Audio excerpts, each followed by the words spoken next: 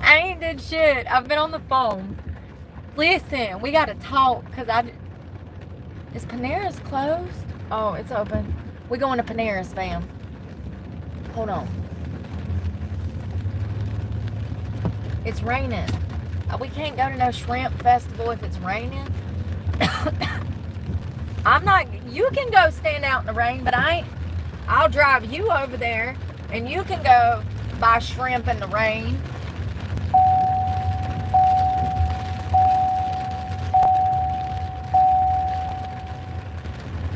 What's a better setting for shrimp than the rain? Listen, they got 2 new sandwiches here. One of them is called the croquette connoisseur, and the other one is called fromage. I don't know what that is. Hey, Lewis! Critter. Hey, Brax. Y'all, I ain't worth a damn. It's raining. We gonna be lazy. I'm literally about to, like, buy some food and stuff and chill in the car for the rest of the day. Because it's raining. Like, I can't do this. Like I said, we could go to the shrimp festival. I really don't want to spend the money on gas. I just got gas yesterday and I'm already back at less than half a tank. I really don't have the gas to drive an hour over there and an hour back, and I don't even know what the weather is going to be like, so I don't want to go. I'm definitely going to maybe check it out tomorrow, Veronica. I want to check it out now, especially knowing that you've been. I bet it's so much fun. It seems like a very, like, family environment, and that's my kind of place. Less chance of shit popping off. People are being normal. People are having a good time, you know. I'm at a place in life where I don't like large crowds, but I do like to socialize. And so going to those, like, fish events and stuff, like we did the Sheep's Head, that was so much fun for me. You know what I mean? I had a lot of fun.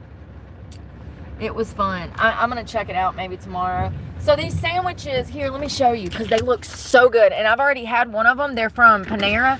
Y'all, this croissant bread is what heaven is made of. I just know when we go to heaven, we're going to have bread like that. Look at that. Croissant. And there's 2 of them. One is called fromage. I can't even see what's on. Is that how you say that? Fromage? Croquette connoisseur? That croquette connoisseur is delicious. I want one of them. That's what I want. You too, Teresa. The bread, girl. Oh my God. It's so good. It's what heaven is made out of. I know it. The clouds in heaven are made out of croissant. It's made out of croissant bread. Let's see. Don't hit nothing. He's gonna own them, thank God, because I'm getting wet. There they are. Thank you for choosing Panera. What kind of start for you? Yes. Can I do what comes on the your limited croissant toast sandwich? Is it pronounced fromage? The fromage? Fromage. Gotcha. What comes on that? American cheese, arugula, onions, and our garlic aioli, and then our provolone cheese. So it doesn't come with any meat? No, but the other one does. The Monsieur does. Okay. Let me try that one, though, the fromage. All right. Can I do the sandwich and then also a ranch cob half salad? So you want me to make this a you pick too? Yes, that would be great. All right. What would you like with that side? Chips, bread, or an apple? Chips are fine. Is that all? Yes, please. You can go ahead and pull forward. Thank you. All right, so I did a U-pick too. Oh, there's more of them. Oh, no, so it's called a fromage. Fromage. Man, you better damn hyphenate that damn thing or something. How would I know it's called fromage? Like, what in the hell, Panera? Fromage. Would you like your fromage toasted? What? Fromage. I'm over my southern ass over here. Fromage? Fromage? Like fromage. What the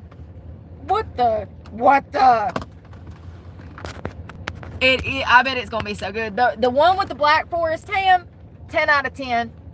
10 out of 10. That is one of the best sandwiches that I've had in probably 5 years. Since COVID. Hands down, one of the best sandwiches I've had in 5 years. It's absolutely ridiculous how good these croissant sandwiches are. This one I've never had. This is fromage. Fromage? Fragile. It must be Italian. What did he say? Fragile. It must be French. Fromage. It must be French. Oh, shit. The croquette Montessori, 10 out of 10. Black Forest ham, Montessori cheese, a little bit of mustard. I do believe. I could be wrong on that. Oh, but it had this French onion spread on it that is just, I don't know what that's made out of. It tastes like French onion dip on a sandwich, and it is so good. If you could take hella good dip, y'all know that hella good dip that they have in the grocery store for chips. If you could get some toasty bread with hella good dip, Black Forest ham, and some Montessori cheese, oh my God, and toast it, you got it at home. You got it at home. That is so good. That's what's on the Montessori one. So the fromage doesn't have any meat. It's got cheeses, arugula, some kind of onions, some other stuff. Listen, we'll see. And then I got half a salad. Fromage. Best dip ever. That hella good dip is so good. Hey, Chris. Yeah, no doubt. That's how I feel. Trying to oh man, I need money. Where's money? I hope this shit ain't gonna be expensive. And she said, do you want to do that as a you pick too or whatever? And I was like, yeah. So I hope I get more than half a sandwich, because I need a whole sandwich, homie. I need to check with her and make sure I'm getting a whole sandwich, because I'm not leaving the car for the rest of the day. It's raining. It's raining. I'll come over here before bed and shower, but I'm not. I'm about to go park up on the beach and chill.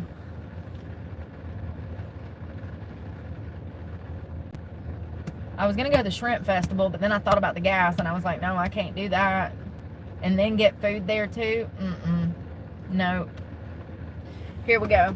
We're next in line. Where'd my card go? I never even grabbed it. It's raining on me. Damn it, Brooke. My ADHD makes me so stupid sometimes. Fromage. You dumbass. That's funny. I said, is it fromage? She said, it's fromage. I said, okay. Let me get that. You ever feel stupid as hell trying to order this food nowadays? Can I get your caramel chocolate ribbon crunch shaken oat latte? It's like, what the hell? Y'all can't just call it a promotional coffee for the month. Can I get your promotional for the month? Fromage. Got me out here embarrassing myself. My damn accent's bad enough, and then they spelling words I can't even understand nowadays. It didn't even have a hyphen or whatever that little thing's supposed to be. That sounds like it should have some kind of mark above it. Fromage. Fragile. It must be French.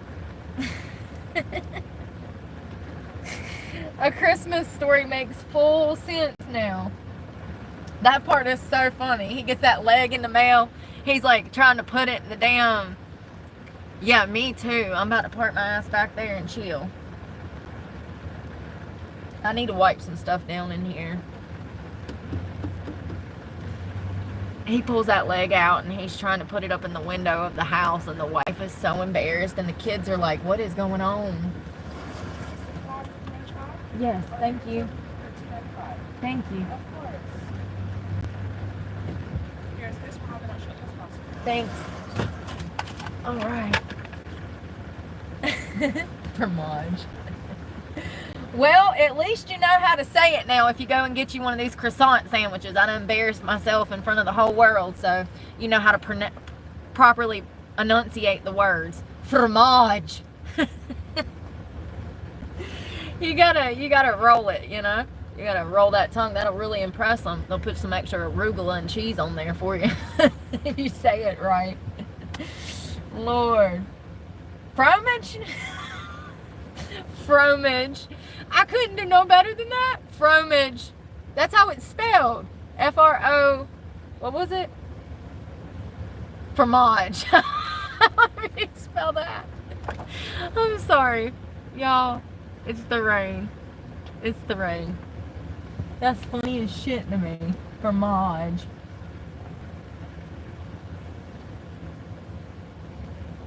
I'm gonna ask her. I'm gonna be like, you ever get annoyed with all these crazy names that Panera be throwing at you? Usually, I love to shoot the shit with the workers. When I go into Subway, I be asking them all kinds of questions. Listen, I was in there the other day and they got the Doritos they got the Doritos nachos that you can get for like $5 and there's vegetables on them. They're actually really good.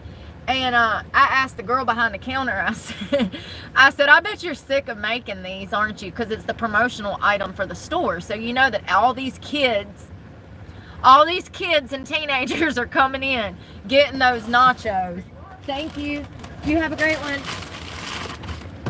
You know all those kids are coming in wanting nachos, wanting them all specialized and, you know, worrying the workers. And I asked her, I said, are you sick of making those damn nachos yet?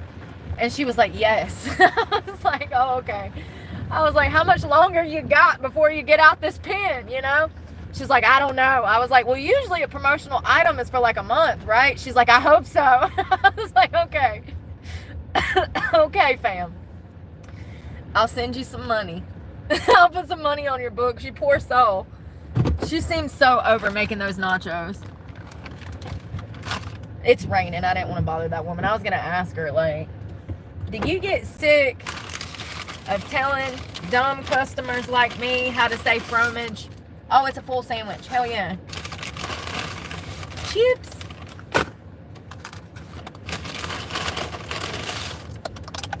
Damn.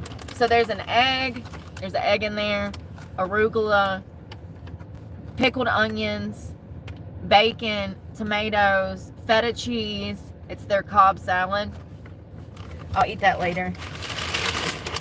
I want the sandwich right now. But I need sauces. Well, I don't know what they put on it. She didn't tell me what they put on it.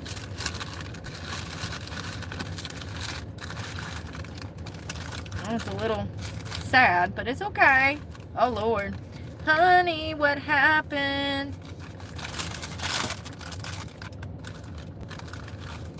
Well, honestly, it looks like arugula, some kind of onions. Here, I'll show you. Oh, God, I'm going to get it everywhere. It looks like arugula, some kind of onions down in there. Cheese. It's kind of falling apart, honestly. The other one didn't look like this, but it's okay. It's no big deal. It's really hot. I'm actually going to cut it.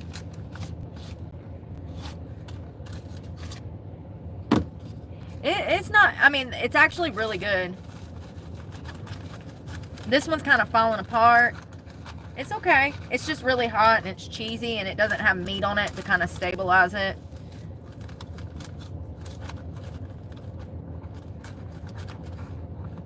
Y'all, there was a $1.99 cooking knife in the Goodwill the other day and I should have bought it. And I saw it hanging and I was like, I need that. But I was too lazy to ask. This thing is literally, y'all don't even understand.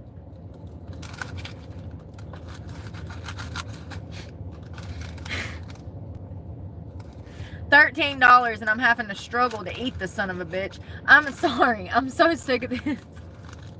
What is the problem?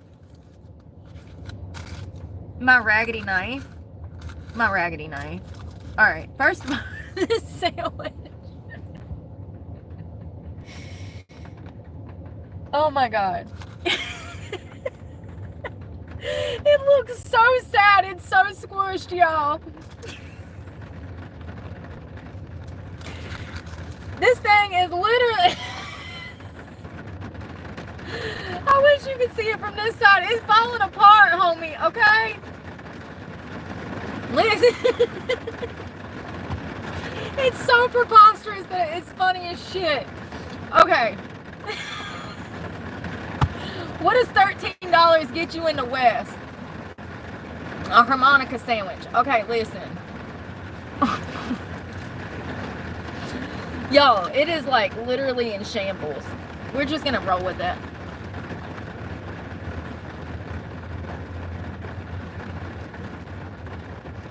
I don't even know where to sandwich.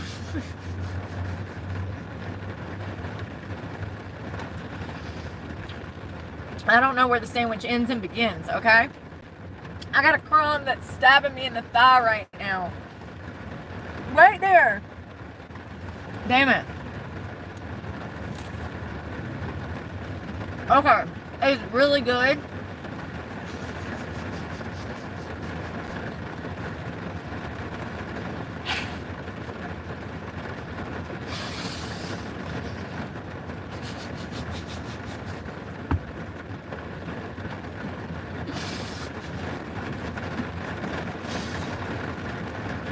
It's just so ridiculously falling apart that it's so comical to me. I'm sorry. I don't know where the sandwich begins and ends. It's delicious. That onion, there's some kind of onion goodness on these sandwiches. It saturates into the bread when they spread it. Big old chunks of onions. It's very sweet, like caramelized onions. It's delicious. Harmonica. It looks like one of those. Not a harmonica. What is that thing? I don't know what that thing's called, but insert instrument here. What could this be? Accordion. Is that what it is? Accordion. That's what I meant to say.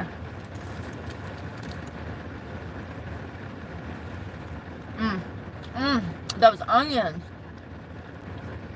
This is a mess. Maybe I shouldn't have cut it. The arugula is really good. Alright, this side looks a little more stable. That croissant bread. And you can see the cheese on, y'all, it's a mess. You can see the cheese coming out, the croissant. It's delicious. First of all, hands down, one of the best sandwiches I've had from Panera ever. But definitely in like the past 5 years, one of the best sandwiches I've had in general. This is the fromage, and they also, this has no meat on it. It has arugula. It appears to be that onion spread that's like caramelized onions. Mayonnaise. I could be wrong on that. It tastes like it has mayonnaise. But that might be the onion spread. No, that's mayonnaise. I see mayonnaise seeping out right there. Cheese and arugula. This is a limited time offer or whatever. It's a promotional item. They also have the croissant Montessori. No, they got another one that has cheese and black ham that was delicious too. Oh yeah, you can see those caramelized onions in there. Damn it. Or not. Right over there. My camera's crap.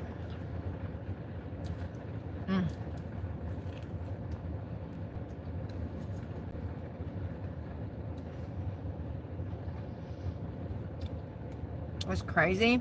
See the onions? They're like caramelized. This is a mess. I love me some noodles.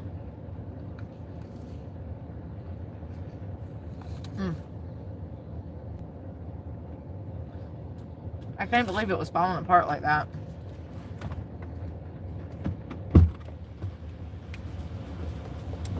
I got crumbs under my bum.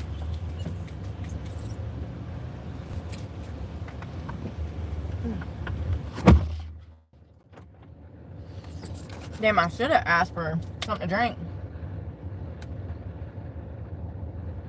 That was so funny to me.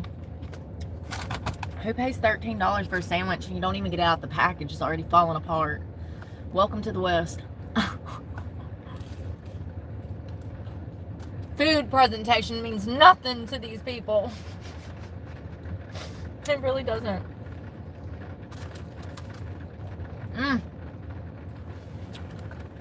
I wonder if you see the cheese and the onion. No. That croissant bread is just perfection.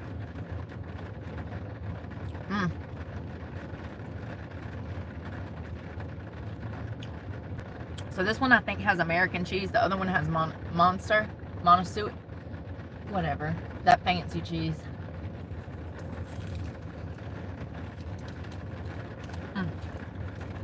A lot of bread. Definitely messy.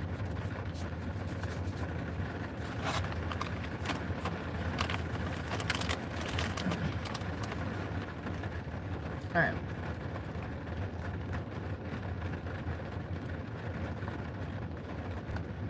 Connoisseur. Yeah, that's the one that has meat.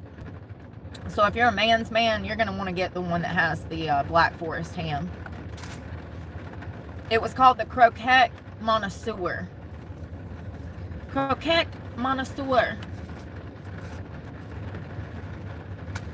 You know, because calling it a damn ham and cheese croissant sandwich is just, you know, not acceptable in 2025. We got to call it the fromage.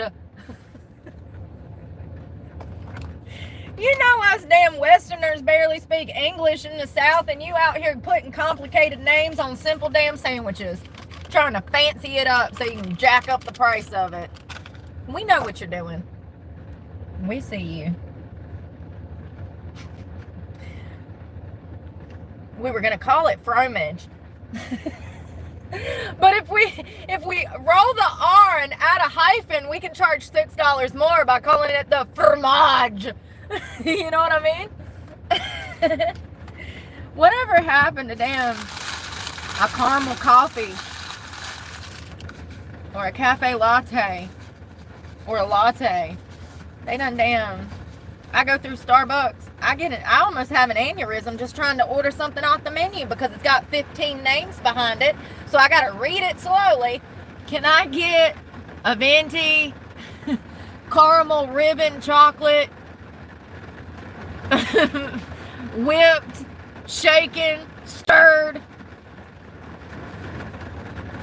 double oat, no goat's milk latte? Oh my God. Double oat, no goat. Double oat with no goat.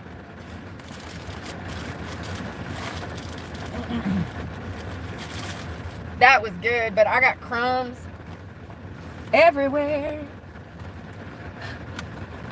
That was fun.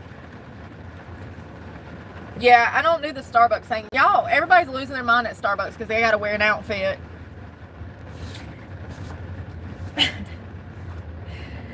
Does somebody want to let the Starbucks employees know that, like, half of the country has an outfit that they have to wear to work too? This is not something personal. This is just the way that people operate business. Imagine, though, your biggest problem in life is that you got to wear a uniform to work. You've been able to wear your crazy blue hair and your bull ring in your nose. And now Starbucks says, we gonna clean this up. We like a little more professionalism from our baristas. And now all the baristas with the blue hair and the bull nose rings are losing their minds. And they are. Oh God, they're gonna make us wear a green apron.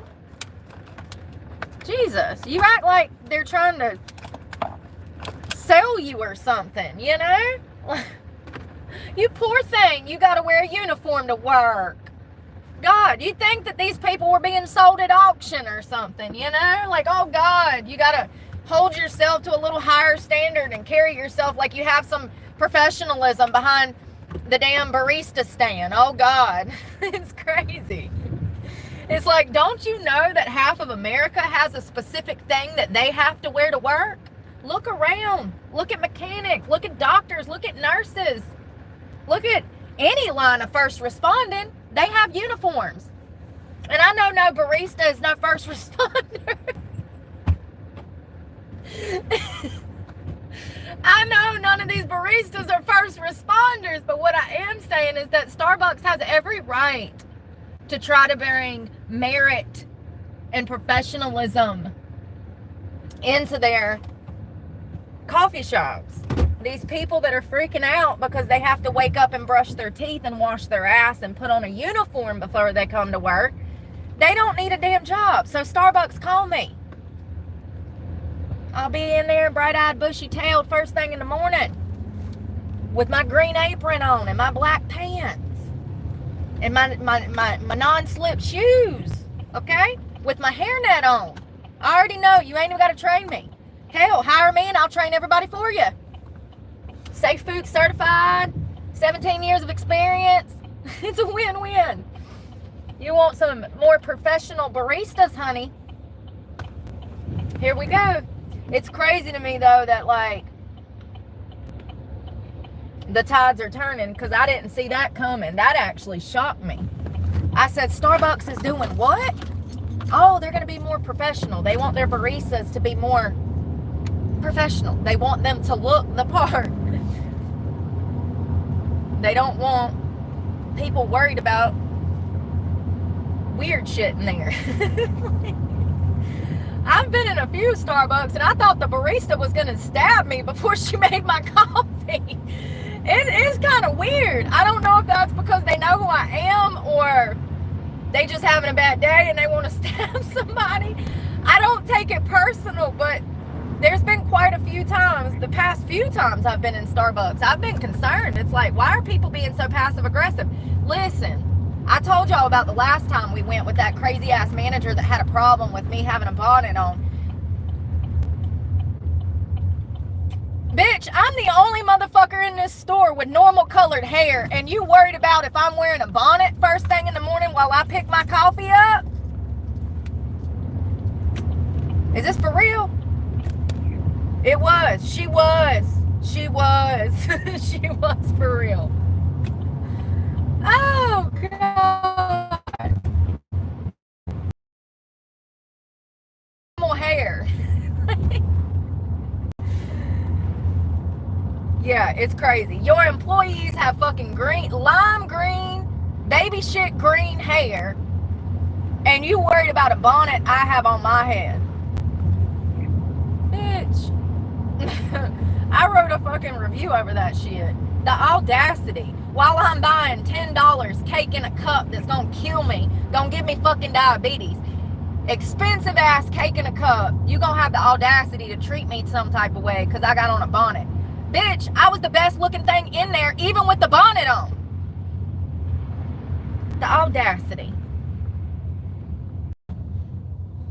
Yeah, I see why Starbucks wants to bring a little more professionalism back into the industry, because every time I go into a Starbucks, I deal with nutty fucking people. They're nutty. Crazy. And they call me crazy. I'm like, yeah, I know, but I ain't that crazy. I'm not 25 holes deep in my face with piercings crazy. I'm not, getting fucking implants in my forehead like devil horns crazy. Have y'all seen that shit? Yeah, that's weird. Yeah, I don't know. I think that these kids out here, maybe they'll realize that they need to hold themselves to a higher standard and act like they care. I told y'all, there's places I've been to eat and it don't even look like these waitresses or cooks be washing their ass or brushing their teeth, and here they are breathing over my fucking food while they cook it. I have a problem with that. See, because I'm the consumer, we actually set the standard, the market. We do, with our money. And we can take that power back and demand better quality food and better service overnight. Overnight we could do it. You see how quick Jeezy went bankrupt? He lost that fucking Adidas contract that quick, overnight. That's how easy it is to take the power back.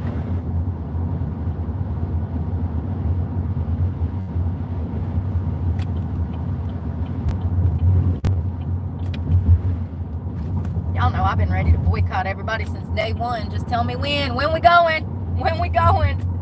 I can't see that, I'm sorry. Thank you. I'm gonna stop and look. We're going to the beach. Oh, Bud Light. Prime example. Remember when Dylan Mulvaney pissed off the whole country?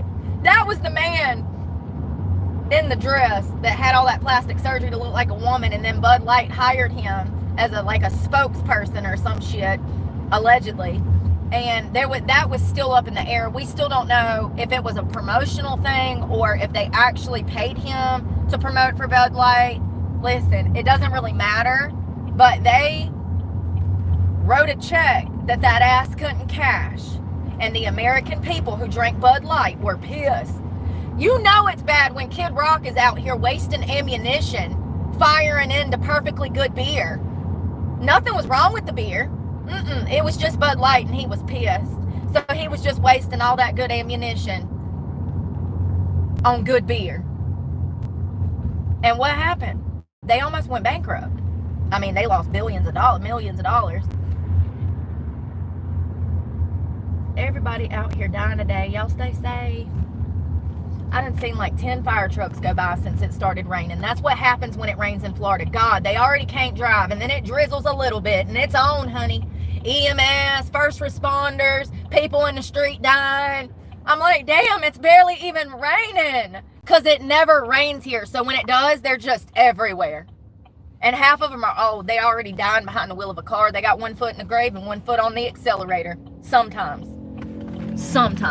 Oh, I can't see. I gotta go. I'm looking. I didn't forget. Yeah, that nobody tells you about that part. So listen, if you're thinking of moving to Florida, there's not enough room. But come on. And just know that since it never rains here, when it does, first responders are really busy. People can't drive here as it is. And then you add the rain, and it's just a recipe for disaster. Because it never rains here, so they ain't used to it. You know, it rains just like a few times a year. And if it does rain, it's like for 20 minutes, and then it stops, and the sun's back out. That's why they call it the Sunshine State. It's over 200 days of sunshine. There's only, 365 in a year? I wonder how many days it rains. Hey, Siri.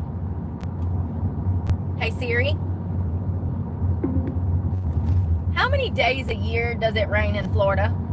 Jacksonville. Here's an answer from bestplaces.net. An average 113 days a year. And this is one of them days it rained and then it just stopped. Do we count that as a rain? Because I don't think we should. Maybe that's why everything's on fire. Do y'all count that as rainfall? Because I'm just saying, those 3 little inches that we just got in 30 minutes, and it probably wasn't even 3 inches. Maybe that's why everything's on fire. Y'all think y'all getting rain, and we really just need to water everything around here to prevent fire. I don't know. I know this year half the damn state's been on fire, from the fucking Keys to the damn Homestead, New Jersey, North Carolina, South Carolina. It's been bad. The Palisades in California. It's just rough. It's because it's so dry down here. That's why them fires spread, and then it's windy as hell too. So it just spreads that fire around. Yeah, 113 days a year is approximately when it rains here. So it's not very often. Not very often. But that's probably why people are happier. But that's also why people are crazier. Because the heat gets to them, honey, and they've been out there drinking and doing that meth. They're like, oh, it's a sunny day. Let's go be crazy at the beach. It has its pros and cons. Like everything. You never know who you're going to meet. Is it a fisherman trying to give you some damn sheep's head fish? Or is it a meth head trying to kidnap you and kill you? So exciting! Welcome to Florida! Welcome to Florida. Oh, one thing's for sure. I mean, you ain't gonna have no problems unless you start some, usually. Unless you're like, got a little YouTube channel and people think you're famous. Then they'll come out and harass you. But for the most part, people leave you alone and they mind their business. Jacksonville in particular has a huge family life here. Not everybody's on drugs, just some. There's a lot of traditionalism here. Family, school, education. I think that that's lovely. I think we need to lean into that. You know what I mean? They appreciate the nuclear family here. That's probably why everybody's drunk. Family is fucking stressful, okay? Okay? Every time I go home for Christmas, when I leave, I need a beer, okay? It's just a lot. It's just a lot to process, okay? And then, imagine having to pay taxes in this big-ass city in Florida. It's expensive. I mean, and then your job, and you're trying to raise kids. I get it. People want to go out and have a good time. I'm not judging. We listen and don't judge. I get it.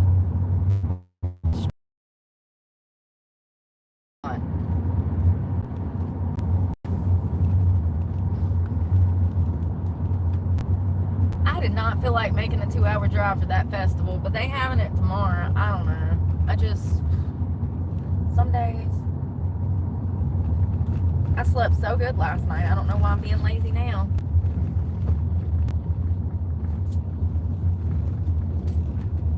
Come on, people.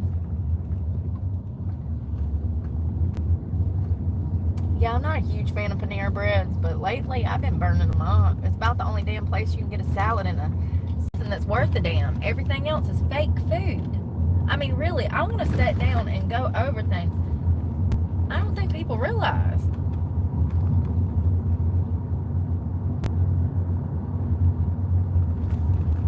You know, about the healthiest thing that you can get from Wendy's is either a salad or their chili.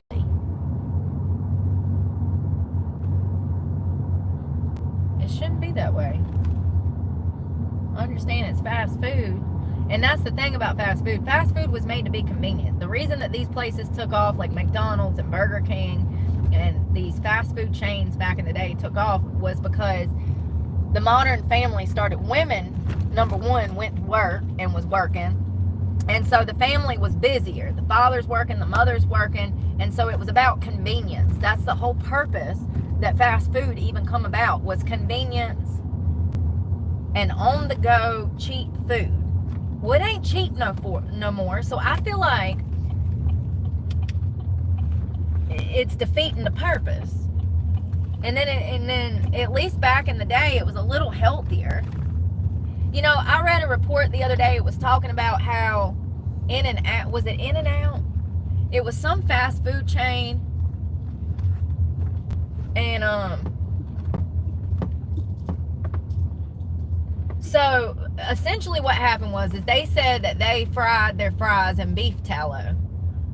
Well, what it was they actually fried them in soybean oil before they got to In-N-Out, and then In-N-Out would fry them in beef tallow. So they actually, and let me verify that because I can't remember who it was. So they actually was lying about the process of the food. Hold on one second. Which restaurant fries their food in beef tallow? Their French fries.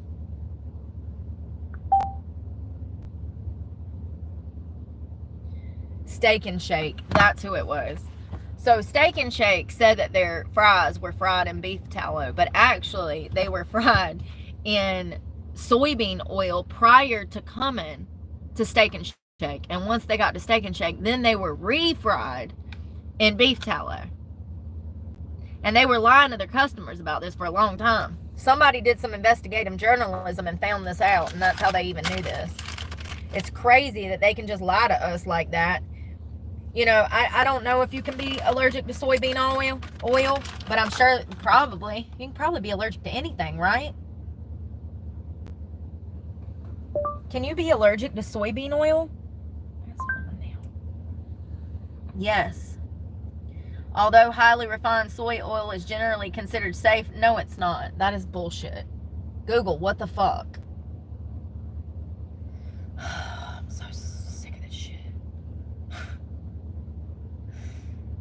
Unbelievable. No wonder everybody's so fucking stupid. We got Google out here pumping them full of the stupidity.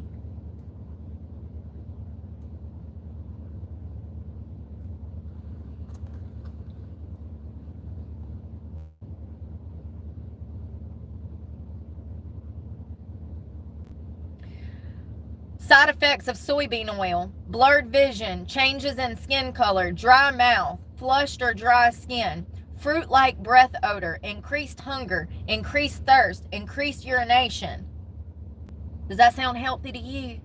When's the last time you ate an apple or a bowl of Pintos and had those kind of side effects?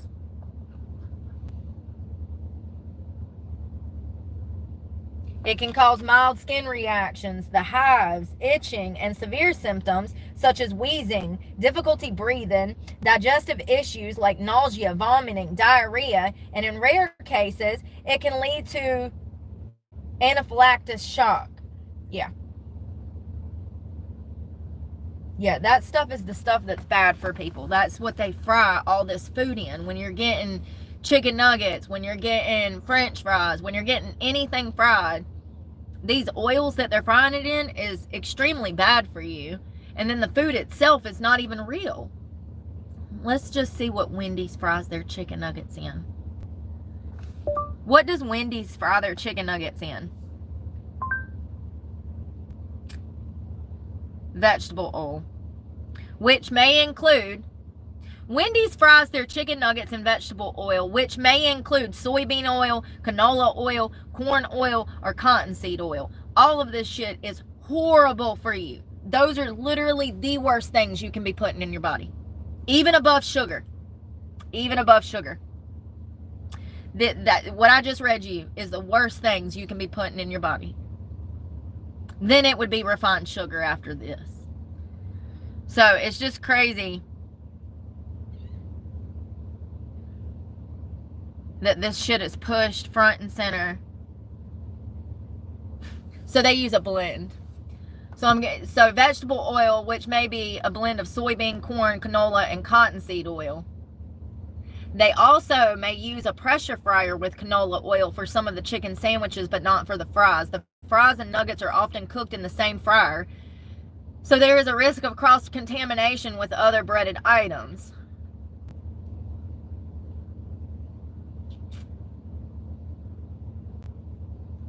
All of those oils are really bad for you. Cottonseed oil side effects. Cottonseed oil, unrefined cottonseed oil contains glycol, a toxin that can lead to various side effects like You gotta be kidding me. Maybe this is why nobody can have children right now. Listen to this. Infertility. Y'all know that there's like tons of women that can't get pregnant nowadays, right? It's either the birth control. It's a combination of probably the birth control and the food that they were taking, or the food that they were eating. They can't get pregnant. Infertility, reduced sperm counts, and potential pregnancy problems. While refined cottonseed oil is generally considered safer, excessive consumption of any seed oil, including cottonseed oil, can lead to imbalances in the omega-6 and omega-3 fatty acids, potentially contributing to inflammation. And this is why you see a lot of people with swollen feet, swollen hands, swollen ankles that are obese or overweight. Their body is trying to tell them, like, hey girl, this shit ain't good. We gotta eat a salad. Maybe eat a piece of steak that wasn't fried in cottonseed oil.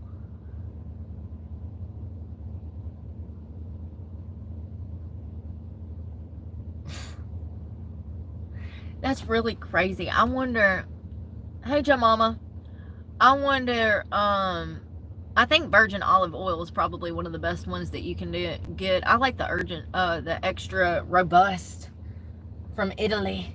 But also these restaurants, they don't damn clean out those fryers. They don't clean out those fryers like they're supposed to. So they're really just recycling dirty oil. I'm sure that doesn't help.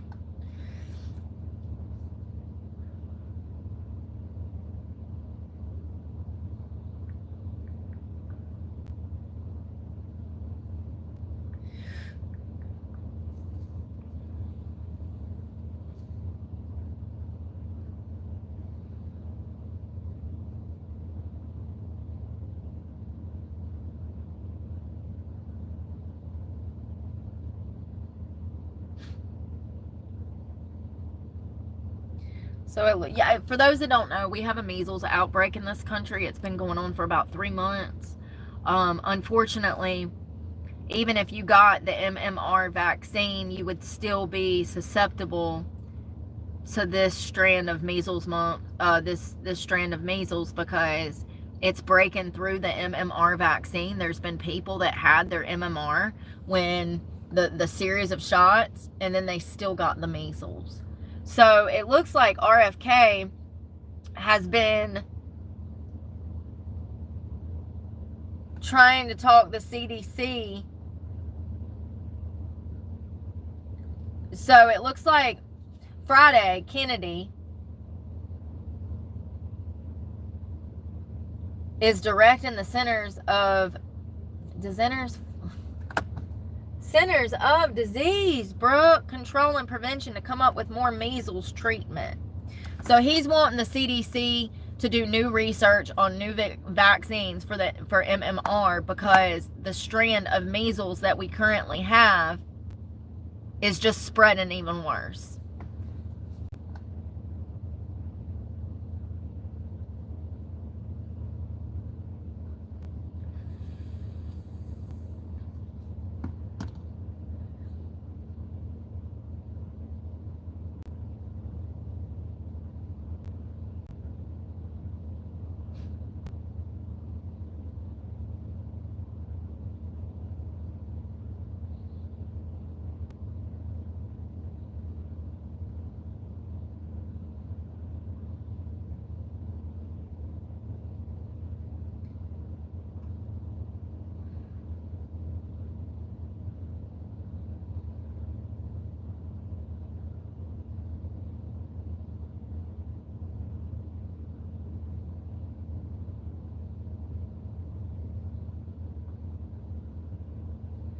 I'm so sick of the media, y'all.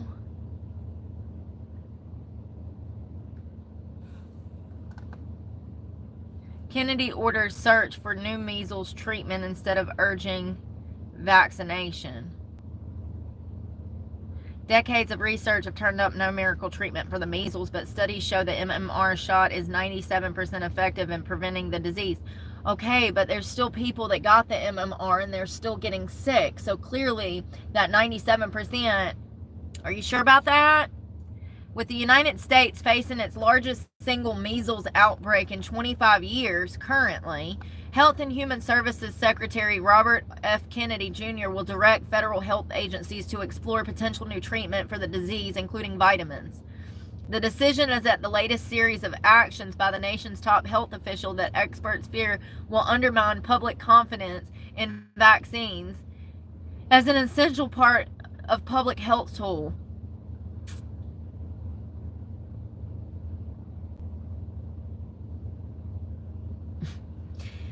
Critics have said that Mr. Kennedy has focused too much on untested treatments such as cod liver oil supplements and offered only muted support for the measles vaccine.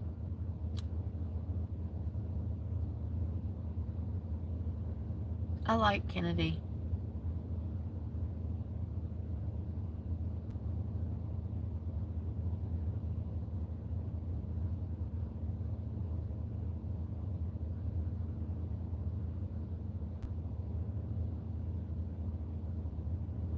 Decades of research have turned up no miracle treatment for the measles virus, which can cause pneumonia, making it difficult for patients to get oxygen into their lungs and their brain swelling, which can lead to blindness, deafness, and intellectual disabilities.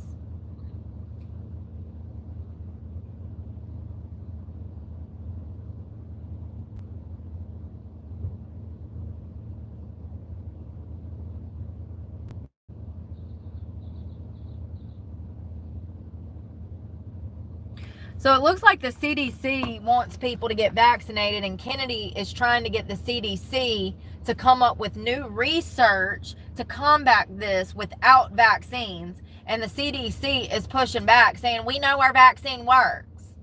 We got to stop this shit. It's like all research halted somewhere in the 2000s. After 2001, And maybe it was around the '08 recession. It's like all research stopped and people got comfortable with the government telling them what to do.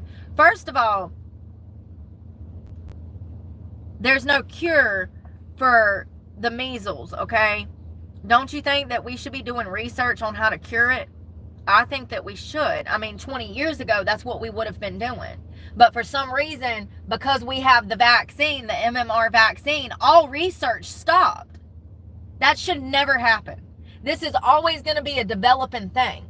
Medicine, science, it's always going to be developing. We should never get to a place where we're so comfortable just because we think we have a vaccine that works. Things mutate, things grow, things evolve. And matter of fact, perfect example, all of these people that have measles right now, a lot of them had the measles, mumps, and rubella shot, and it was inefficient. So 97% my ass, with the outbreak that we have now, it is some mutant form of measles that is breaking through the vaccines that these people received 10, 20, 30 years ago. And this is why research needs to continue. And it sounds like RFK is pushing for new research, and the CDC just wants people to get vaccinated so they can make fucking money. Now, I might have some of that wrong, but I'm reading through the bullshit so you don't have to. We have gotten to a place of comfortability in this country where we trust people way too much. We trust doctors, we trust the pharmacists, we trust first responders. We shouldn't. I mean, cops. The government shouldn't be trusting them, okay? Like, they have proven time and time again that they are not to be trusted. It's just crazy that all research halted once they had this MMR vaccine and everybody started to receive it, and it seemed to get the measles, mumps, and rubella under control, but all research stopped. And it's like, oh, so we got a vaccine now, so we just supposed to forget this, that we were doing all of this research to try to combat this completely, to destroy it completely. But I guess they found a way to make money, and so they forgot about the mission.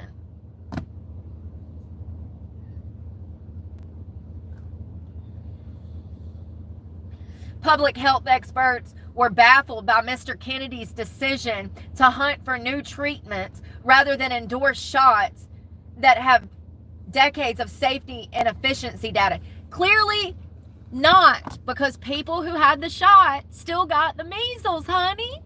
That's why he's calling for science. They are so dead set on killing us all, y'all.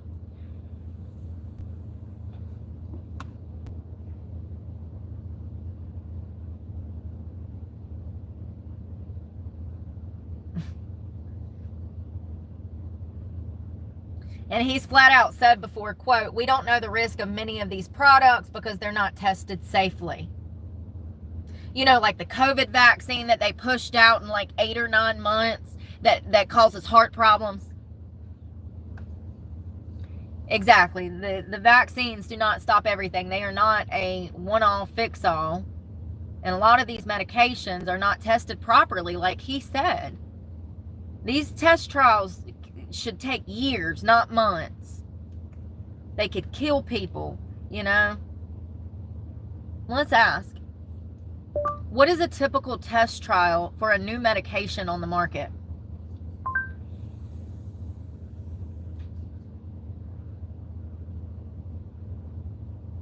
Clinical research, how many?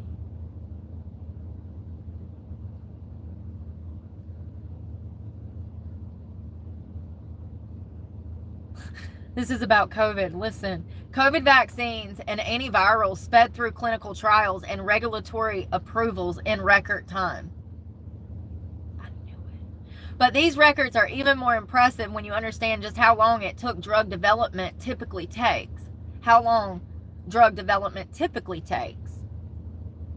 In this article, we'll provide some facts about the average drug development timeline, how much drug development cost, and what sponsors are doing to streamline the fucking process. Bro, they're trying to get us all on drugs. On average, what did I fucking say? I knew it.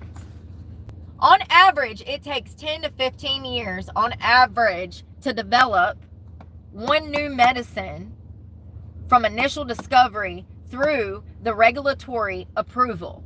10 to 15 years. How fast did they do the COVID-19 vaccine? 9 months. I really hope that I'm wrong about that part that I said this morning when I said, yeah, we know it causes heart problems, but it could take 30 years to figure out that it causes other problems in our systems. I hope that's not the case, but sometimes it can take 30 years to realize that someone has been sick or infected by something like this.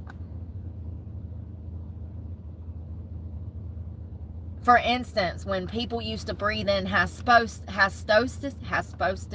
it was something they breathe in at work or in meals. How long did it take for us to realize? How many lawsuits did it take that it was asbestos? How long did it take for people to realize that we weren't supposed to be breathing in that shit?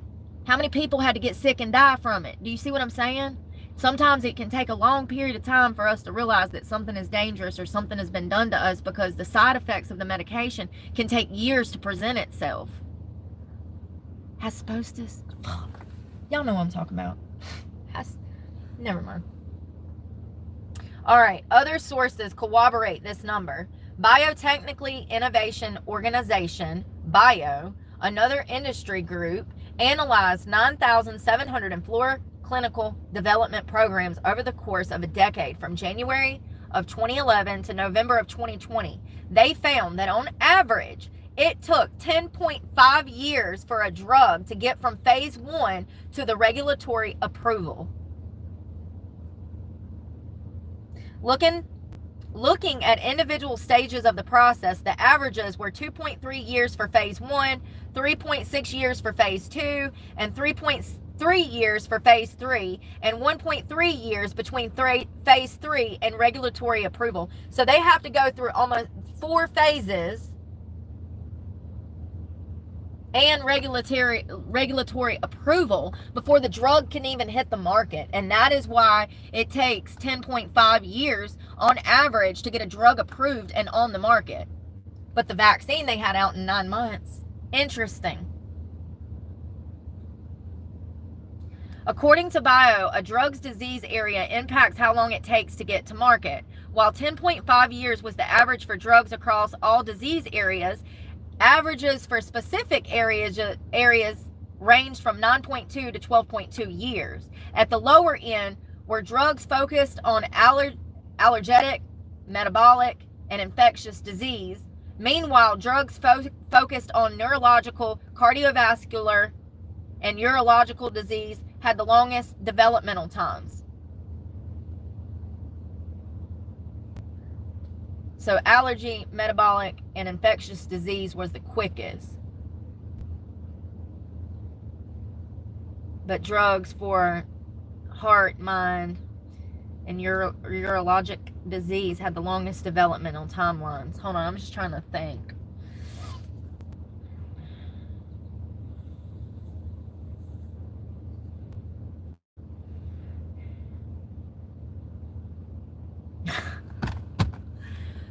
So is drug development getting faster? Is drug development getting faster? No.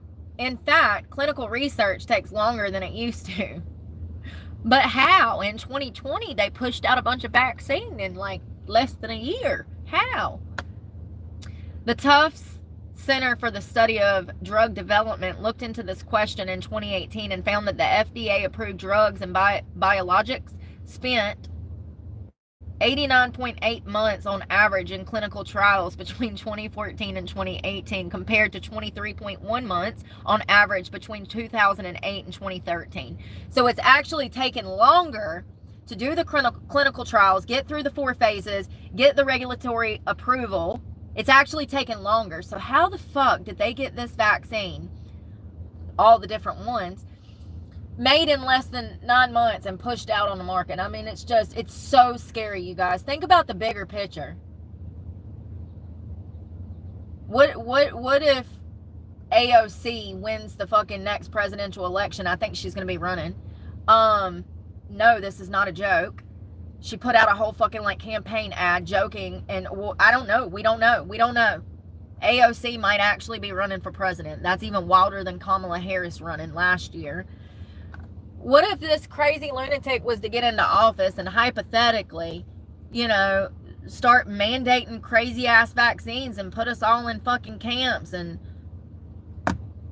it ain't like it ain't never happened before. Don't call me crazy when it's literally happened before.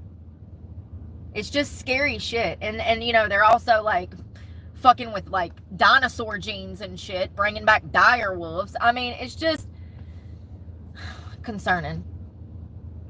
While no research has been completed yet on the average time to bring a drug to market in 2022, it's reasonable to assume that the number is at least 10 to 15 years, inclusive of initial stages and perhaps slightly longer due to the trend towards extended research timelines. How much does it cost to bring a drug to market?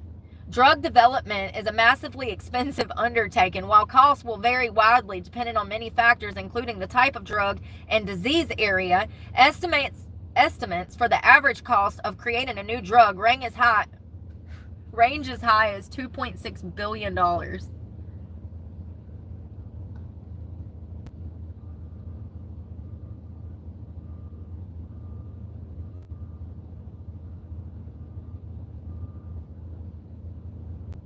What percentage of drugs are eventually approved? Drugs go through a rigorous process to ensure they're effective and not harmful. You sure about that? You sure about that? As a result, only a small percentage of the drugs that start the research process are actually approved for use, unless there's a fucking mass pandemic. This is a major reason it costs so much and takes so long to bring a drug to market. According to the Bio report, the average likelihood of approval for drugs in phase 1 development is only 7.9%. That makes it even worse, fam. This means that more than 9 out of every 10 drugs in phase 1 are not approved. But the vaccines were approved overnight.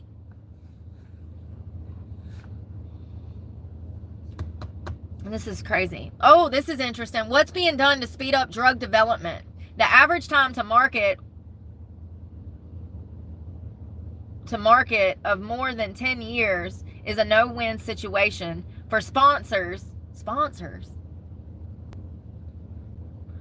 It represents a lot of risk spread out over a longer period. U.S. patents on the new drug only last 20 years. That means half of the patent time on the average is spent in the research and regulatory approval phase. This delay return on investment would be unacceptable in nearly every other industry. More importantly, it means that fewer patients can access the medicines they need when they need them. The rapid development and approval of COVID-19 vaccines and antivirals demonstrate that with enough funding and political warfare, it's possible to accelerate the drug development timelines.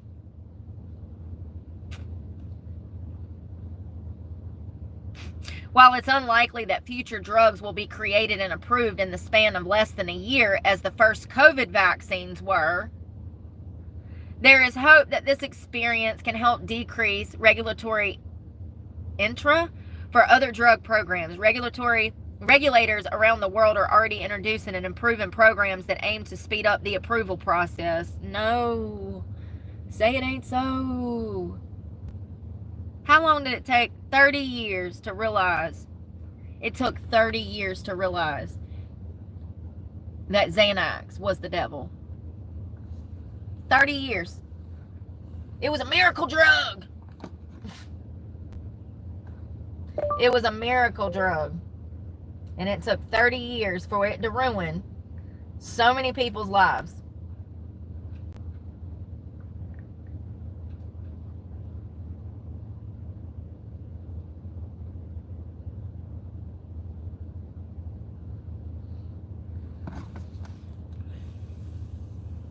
Benzos are the devil, man. They really are.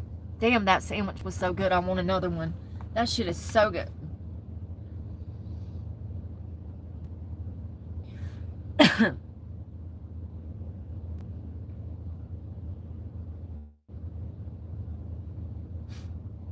For instance, listen to this. Let's talk about some drugs. Okay. In 1988, several studies were done on Xanax. In the first study, Xanax was studied in a large placebo-controlled 8-week flexible dose trial in patients with agoraphobia with panic attacks and panic disorder. For y'all that don't know what agoraphobia is, it's when you're literally scared of the world and you're scared to leave the house. I had an aunt that suffered from agoraphobia. She couldn't even walk to the mailbox. It's really debilitating. It's really a debilitating mental illness. At 8 weeks, Xanax was no better than placebo for panic attacks. However, the researchers tried to hide this by using endpoint analysis, which intentionally favors the Xanax group by considering people who dropped out of the study in the placebo group as non-responders. So this is a study that was done in 1988, and they found that Xanax was more dangerous and did not help with the panic attacks, but they decided to do another study. The second Xanax study from 1988 demonstrated high rates of side effects in substantial number of patients receiving Xanax, primarily sedation, fatigue, ataxia, slurred speech, and amnesia. Despite these health concerns, the researchers report, quote, patients' acceptance of Xanax was high. Their evidence simply that their participants didn't leave the study. So here they did 2 studies, and both showed that Xanax was horrible. It caused patients to slur speech, have fatigue, turn into kleptos. They were sedated. Xanax was bad. The patients were not responding to the medication. But instead of not even considering Xanax as a drug to go onto the market, they lied in both studies that the patients were responding to Xanax when they weren't.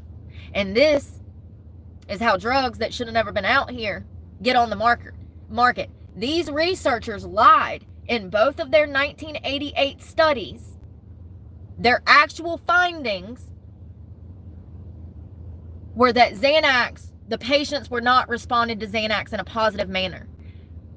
They lied and said that the patients were responding to Xanax just to get the drug on the market.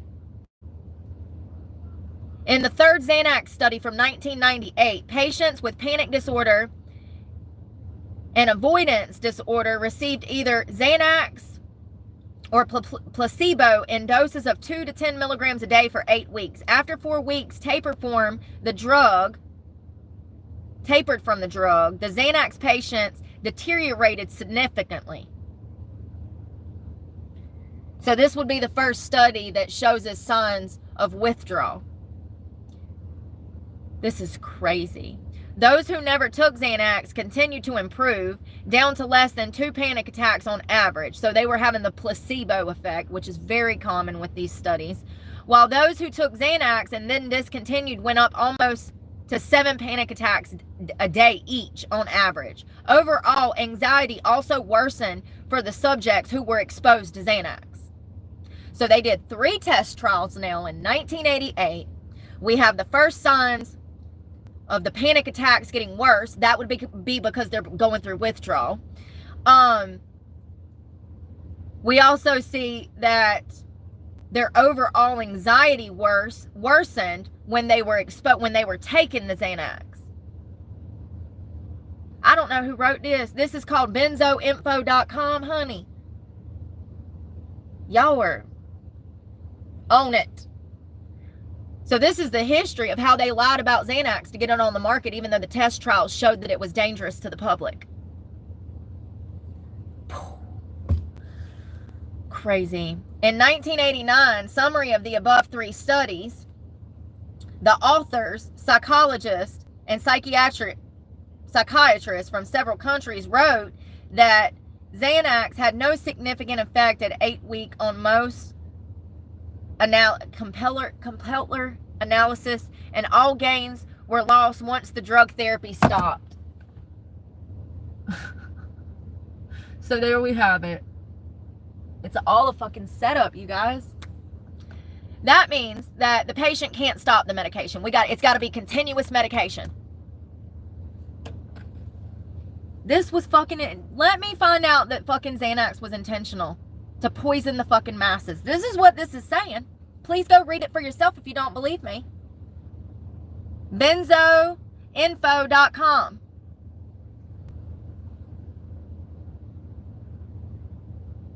They made all these people die to make money. So the psychologist, the psychiatrist said that all gains were lost once the drug therapy was stopped. So that is the psychiatrist saying that these people have got to stay on the Xanax to function. Even though 3 test trials showed that the Xanax actually worsened their symptoms. And it was addictive. And it made their anxiety worse. They were having more panic attacks after they took the Xanax. In the first 2 test studies, they discovered that the patients were lethargic, fatigued. They were worse off. They were completely incoherent. They were passed out all the time.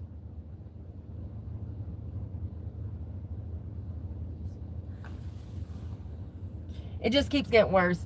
Moreover, at the last week after taper, patients receiving Xanax were in a worse state than patients receiving placebo. In terms of panic, 350% worse. Y'all, I lost somebody I really loved to Xanax. This shit pisses me off right now. I never understood how they could let such a dangerous medication be given to so many people. If you've ever seen somebody or known somebody that had a Xanax addiction, it's one of the hardest. It's right up there with heroin or crack, honey. People have died. People have killed people. I was on Xanax when I stabbed those 2 girls. I was on Xanax that night. That fight would have never happened if I wasn't on Xanax. It was the first time I took Xanax. And I almost died. They found me dead in my own... I was dead. They found me dead in my own vomit. After I stabbed those 2 girls, the cops rolled up and found me dead in a puddle of my own vomit. I'd OD'd on Xanax the very night that I got in a fight with those girls. So, it's just crazy that all of this was fucking intentional. The case studies showed that patients would be 350% worse with the Xanax.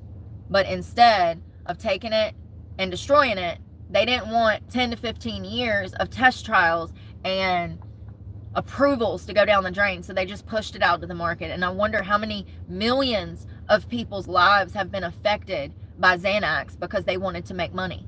I personally know people that have died from it. I've lost wonderful relationships with people that I love very, very dearly because of it. I stabbed 2 people and OD'd myself on it. In 1993, Dr. Isaac Marks and Dr. Richard Swanson led a study to determine the efficiency of benzodiazepine class drug marketed under the brand name Xanax by its developer, Upjohn. The study was published in a high-profile British journal of psychiatry and reported on 2 separate pools of patients from London and Toronto. Upjohn marked Xanax for the treatment of panic disorder. The test trials showed that their panic disorders got 7 times worse if they took Xanax. So these doctors knew that giving this to people who suffer from panic disorders was going to make it worse.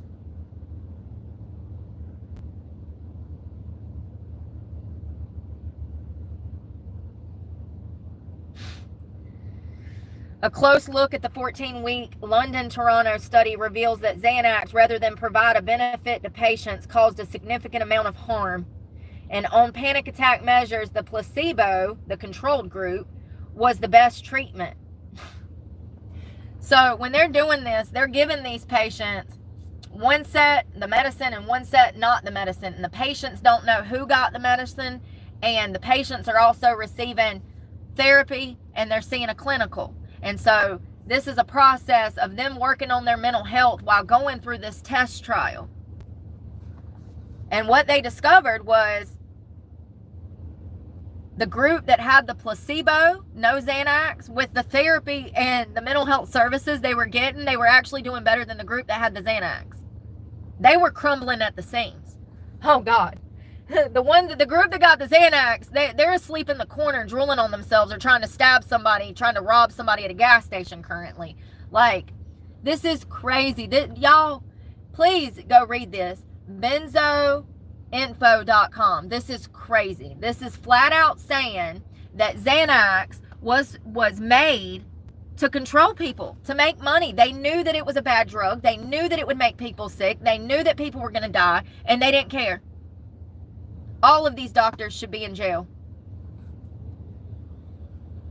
They've killed millions of people.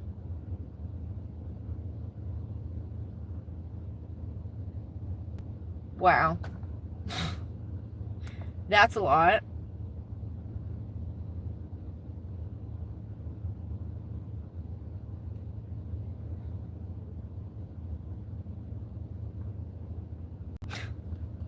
I mean, it's truly unbelievable. It's so crazy, it's unbelievable. I mean, I believe it, but you know what I mean? It's one of those things like, no, they didn't. They lied about everything. You definitely need to see a doctor.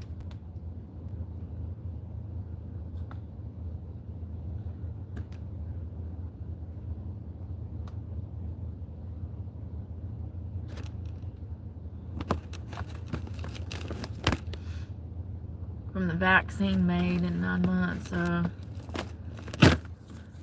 I hope your body still don't hurt from that. Who is that? Damn it. This damn phone. Mine to die. Yeah, that's, everybody needs to see a doctor. You need a physical checkup, like, every so often. I need one, too. Oh, well. So sad, not today. Y'all want to walk down to the boat dock? I need to pee.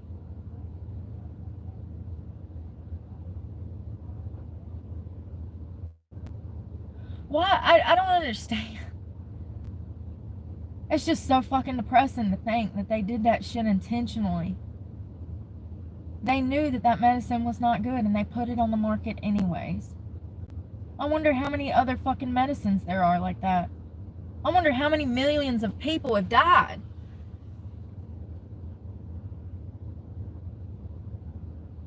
Does that not scare y'all?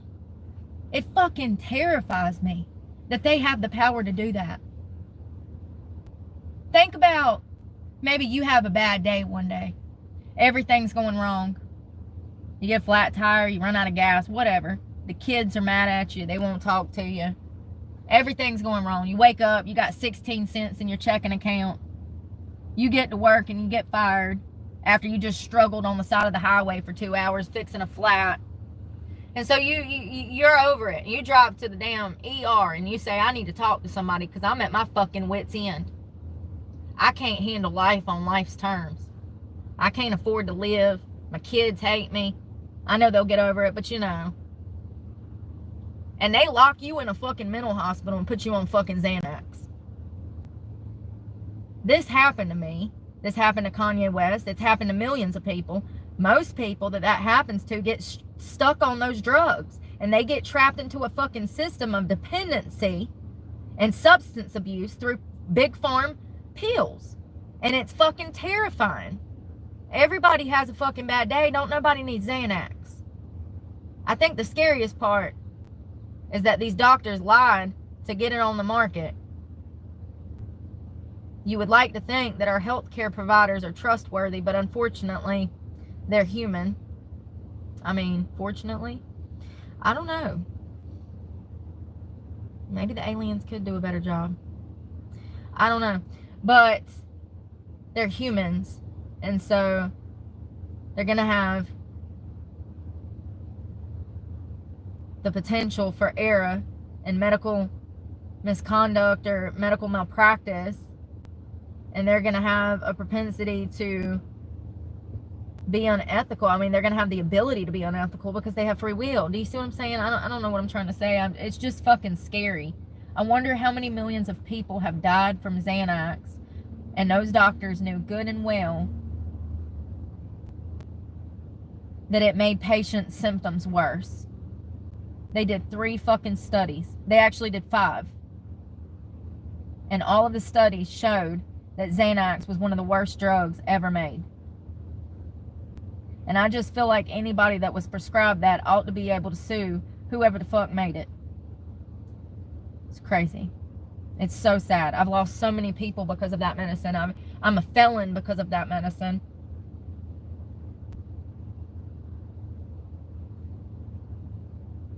I just wonder how many people's lives it's affected.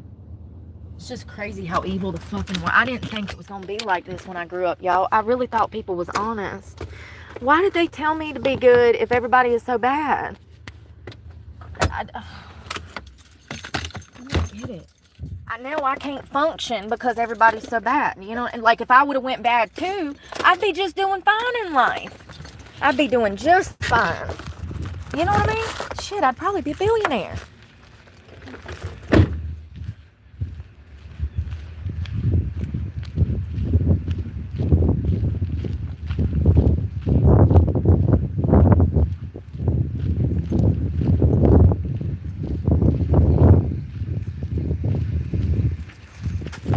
Ooh, there's a crab.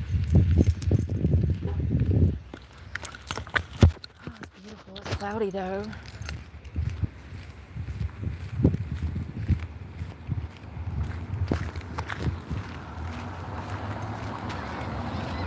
We'll walk down there. It's beautiful.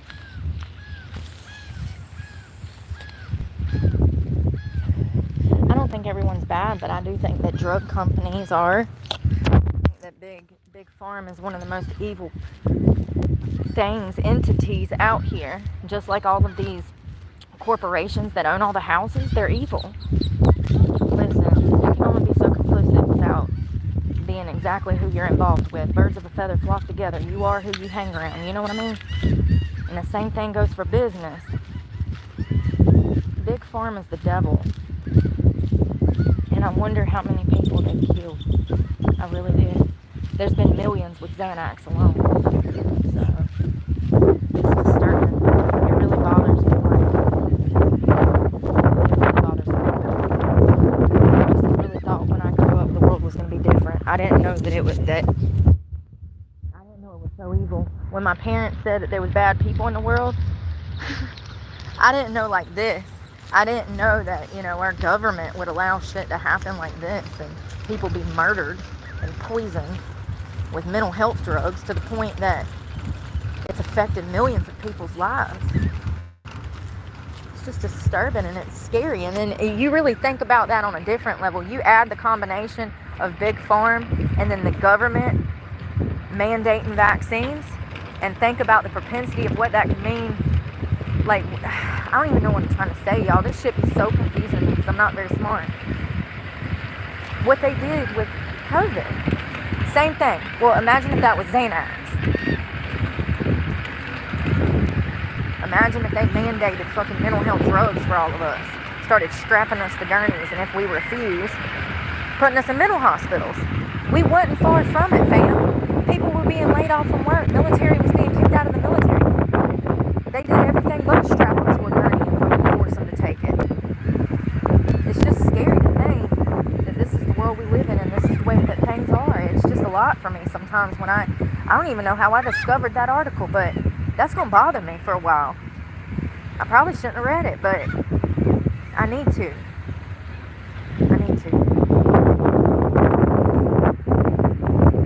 It's just in plain sight that they intentionally violated science. That's what you're doing. When you sign up to take on that kind of responsibility in the medical field, don't you take an oath? Aren't you like, I should have brought glasses. Don't you take an oath? And then to go against the case studies just because you want to make money is crazy. Like, I just feel like you should be burned at the stake. It's crazy. Heart attack, high blood pressure. They put him on a pill for too much to help. There ain't really got to be careful out here and be your best, your own advocate, you know? Like, you really do. I would advise everybody to do their own research. Don't just listen to any medical professional anymore, because there's so much medical malpractice going on in this country, from mental health services to major surgeries. There's so much malpractice going on, and people just don't even know. It's going to be revealed. It'll all be revealed. But it's going to take some time. Shit's going to have to come to a head and explode before it gets better. It's just, and I don't know if I think that it'll be revealed, but I don't know if it'll ever get better. This just might be what life is now, the way that things are now. I would advise everybody to do their own research and just take your doctor's advice, but do your own research at the same time. Look into the medications they're prescribing you, they're trying to put you on. Be careful. Be very careful. Everybody thought that Xanax was this revolutionary drug. It killed far more people than it ever helped. And you know, it's crazy, because when I really think about it, I don't know anybody that helped. Not one person. I can't think of one person that I ever knew that was prescribed Xanax that benefited from it. That's interesting. You know? Ain't that weird? Does anybody know anybody that's benefited from Xanax use? Because I sure don't. And most of the time they were prescribed it, still dying on it. It's just crazy. And it took what, from 1988, when they started testing it in 88, and then they did the final trial in 93, and then they pushed it through the market. So it probably, what year? Hold on. It's absolute corruption. It's all about money. It really breaks my heart, y'all. It's disheartening for me, shit like that. What year was Xanax released on the market? Oh, wow. 1981? How? They didn't even do the first trials till 88. It says it was released in 1981. It was patented and invented. The active ingredient was invented in 71. So it was invented in 71. It hit the market October 16th of 81. And then they did test trials, 4 of them. That's weird. I guess they do things differently now than they did back then. But I mean, still, my point is how many years did it take? It took 30, 40 years for us to realize how horrible a drug this was.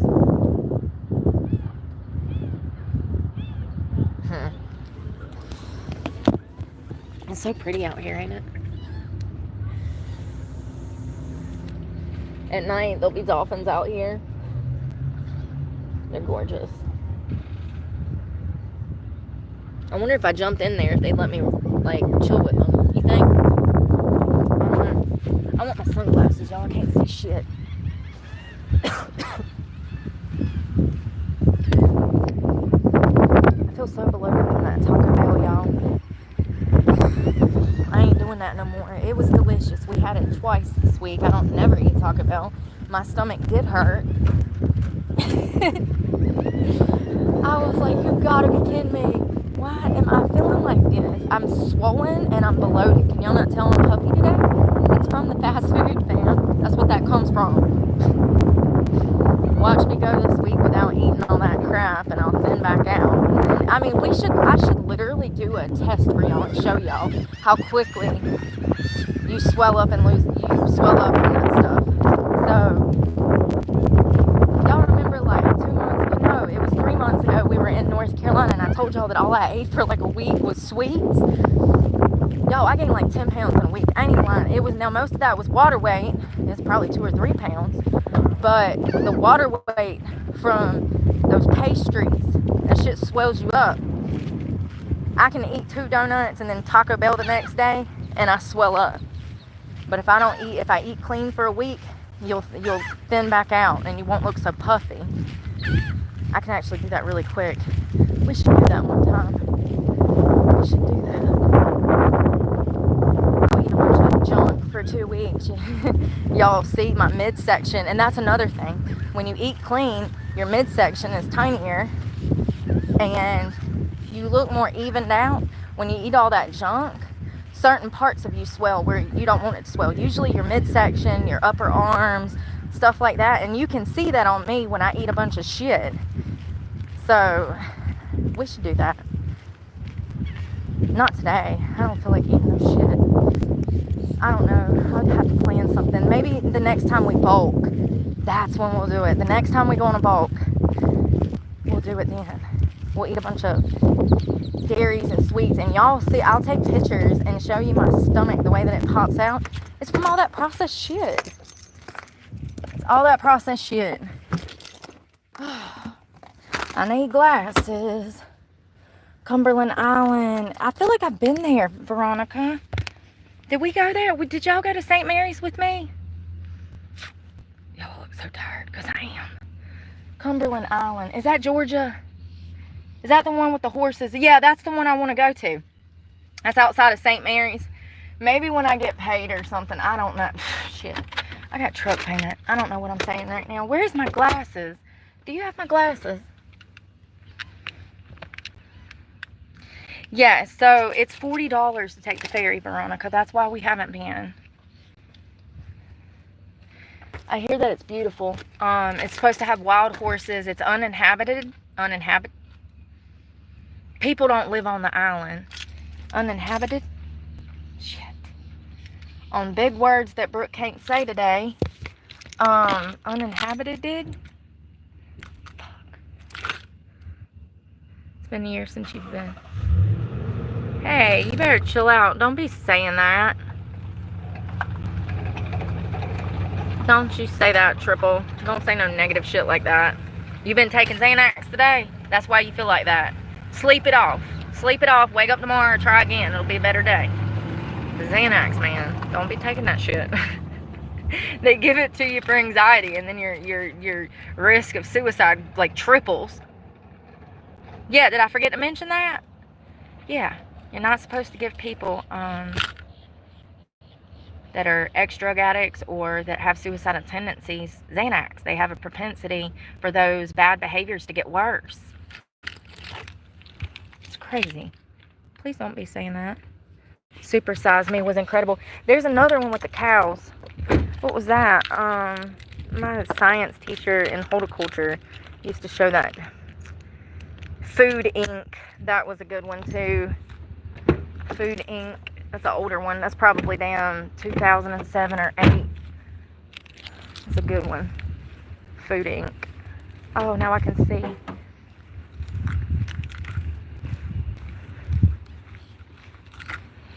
Oh, don't be doing drugs. You can't do that shit. He's probably trolling right now. But listen, we'll talk him off the edge. Don't do it. Your life is worth living. Real shit. Well, damn, if you've been doing that, you can't sleep. You better get your life together. You don't want to damn. You don't want to wake up and damn realize all this time has gotten behind you. You better go take you 2 Tylenol PMs and call it a night. And wake up and repent. Oh, Lord. Repent real hard.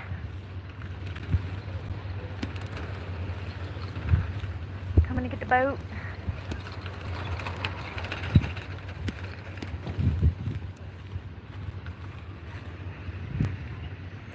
Oh my God, I used to love Bill Nye, the science guy. That was good stuff. See, that's what I'm saying. What kind of shows they got for youngins like that nowadays? Probably none. They just teach them how to damn dance like idiots on TikTok. Y'all, oh my God, I got this video I got to show y'all. I'm going to post it later tonight. So there's this old man who is probably 70, 80 years old. And he was hit in the tail end by 2 TikTok teenagers. Listen, and these girls, they were in like a Nissan Versa. The whole front end is tore up. They done rammed into Pops. Pop's sitting over there looking like he done left a damn cigar bar in damn Ireland somewhere. He's got a little Dolphin hat on, and he got a little professional sweater, I do believe. He looked very professional. He's literally standing on a guardrail, and these TikTokers are in front of the car that they just hit him with. That's all damaged. They are swaying their hips and TikTok dancing. And this poor old man, y'all, the look on his face, he goes through like 7 different emotions with one look. I don't even know. First of all, that's talent. It's wild. I'm gonna have to post it. He looked mortified. Mortified. Poor man. I mean, he just cannot believe that these bitches are in the street dancing like that. I couldn't either. If that was me, y'all already know. Oh, hey, you just hit me and you think you're going to get out this car and dance? Oh, we about to dance, girl. We about to two-step all over the street. I'm about to be two-stepping all over you. Like, I'll be damned if you going to hit me. And then get out the car and make a TikTok in front of your damaged car like this is something cute. Oh, we going to turn it into something cute. Oh, real quick. Pops is standing over there completely disgusted, baffled. He goes through like 7 stages of grief. All in one. It's hilarious. I'm gonna post it later. So funny. Bill Nye. Yeah, you know, that's what his face said, Hair Jr. I don't know why it won't let me show it. YouTube is so censored. So, Hair Jr. said, this next generation is absolutely doomed. Yeah, they're cooked, man. Like, stick a fork in them. They're already just like, all we can do at this point is just check in on them. You know, you doing okay? Yeah, just checking on you. That's the best we can do at this point. All hope is lost, okay? Oh my God, look, y'all. Look at this.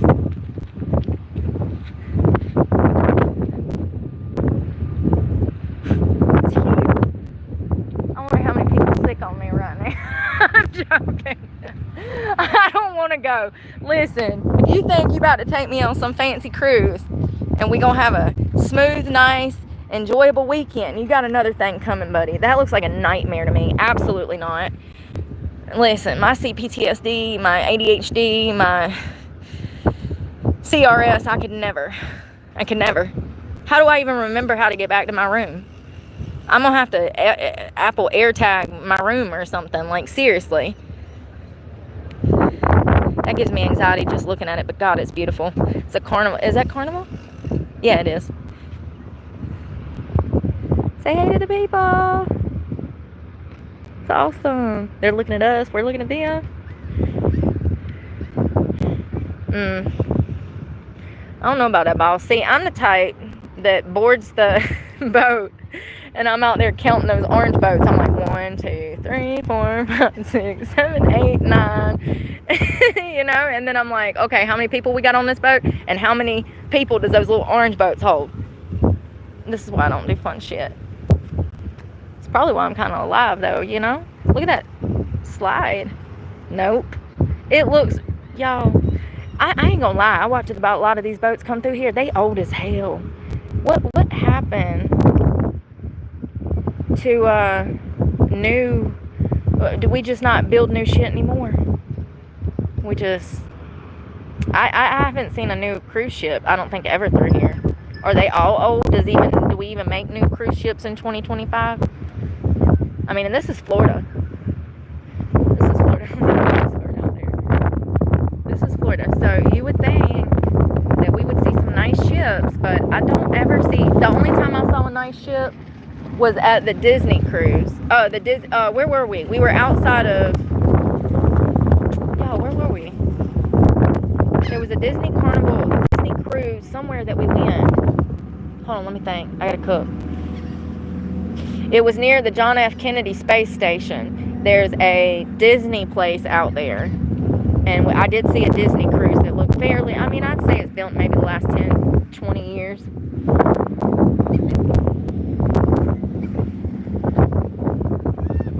It's huge, ain't it?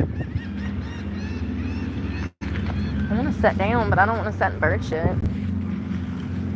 It's everywhere. Here, I'm going to put my flip-flops over here so I don't damn lose them in the water, because I will. Usually I damn drop my sunglasses off my hat or something. The last pair I lost was some Ray-Bans. Oh, it's cold. It's a little chilly. Yeah, the last pair I jumped off a jet ski and had a hat on and had glasses on it and lost both pairs. Trying to see if I'm in their way. Am I in your way? Oh, okay.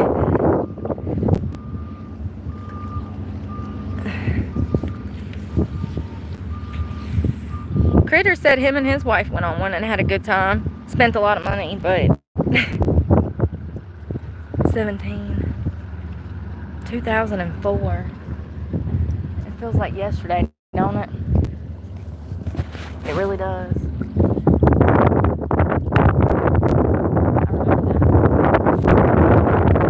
remember that little tugboat pulling that big old.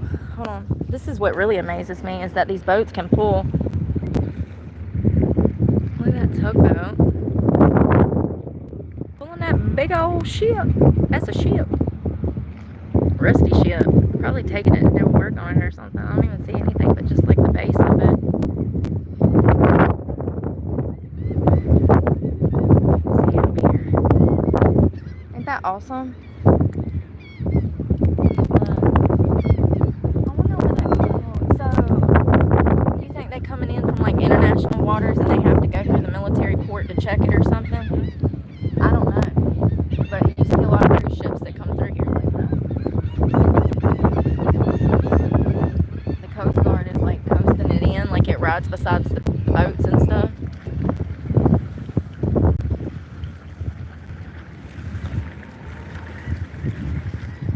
Yeah, that orange boat back there is the Coast Guard boat. They're usually out here on the water patrolling. They help the boats get in. You'll see the Coast Guard riding beside the big old ships. They'll have the ships that have the big old like transfer truck boxes. That's kind of cool too. All of those, I mean, just stuff being shipped in from all over the world. To see all of those like 18-wheeler boxes piled up, that shit's wild. It's like, God, that's amazing that boat can do that. If you think, I mean, it when you see it, I don't think people would look at that and like conceptualize that each one of those little boxes go on the back of a 18-wheeler or whatever, 16-wheeler. Is it 18 or 16? Shit. It's something I kind of need to know.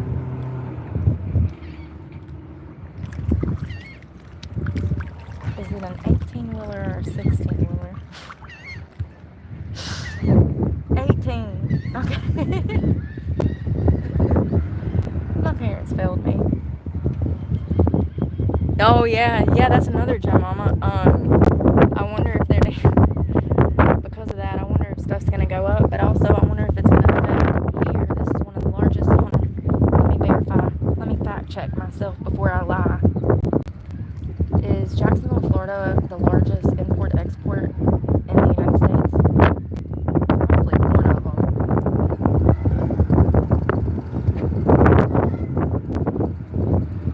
So it's not the largest, but Florida's largest port is Jack's Port. So it's the largest one in Florida. It's not the largest one in the U.S., but it's the largest one in Florida.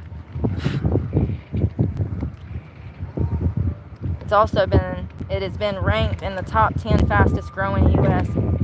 exporting ports. It's the 14th largest container port in the United States. So it's up there, you know. Interesting. This is it. This is the canal, St. John's River. All the boats coming in, bringing all the stuff from other countries comes right through here. It's pretty interesting. At night, it turns into a big spectacle, especially if it's like a full moon or it's a beautiful sunset. People come out to the beaches and they just sit and watch the boats go by. Sometimes, I guess there's like probably like shipping dates where stuff comes in because people line up on the beach to watch the boats go by at night. It's so pretty. You can see them all lit up, and it's just, it really makes you realize how I don't know, it makes you feel small, you know, them big old boats on this big old ocean. I love it. Yeah, it's a beautiful area. This dock right here, can you see it rolling up and down? I can't see. Yeah, it's going up and down. The docks are rocking. Sitting on the dock of the bay. The clams down there. Ugh. Blooming algae season. I don't know. Yeah, I don't think they will too, Sally. It sounds like certain countries are already in negotiations, so things will even out, you know? Hopefully. Hopefully.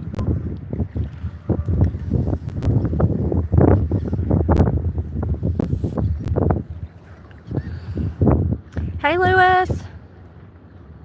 Oh, it already is. I was in there, what was that, yesterday? Everything that used to be $1 is going up to $2, $3, $4. They got 2 whole shelves, 2 whole aisles that are nothing but $5 stuff now. And I told y'all last year they was gonna do this. I already predicted it, remember? I said,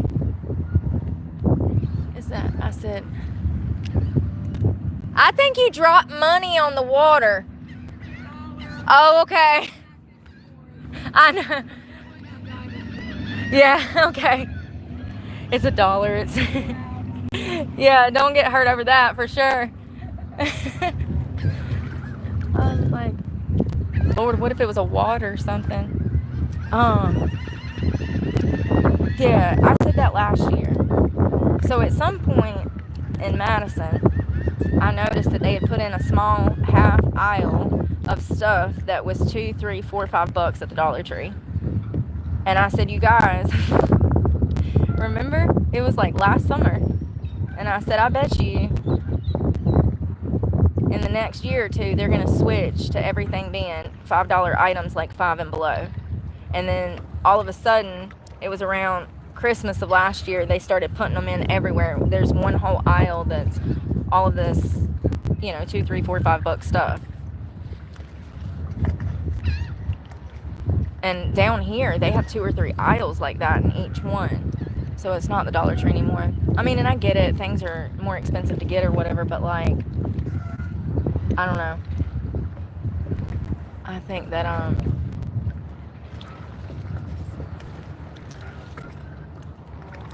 it sucks that groups of people are being priced out of basic things like food and household items because everything has gotten so expensive. And the Dollar Tree was the safe place for people who were on a fixed income to be able to make ends meet. And a lot of the items that are in there are not really worth, $2, $3, $4, $5. But I don't know. It's just sad. So it's the start of a new phase when it comes to discount stores. I guess the Dollar Tree is not the Dollar Tree anymore. Sucks, but I called it.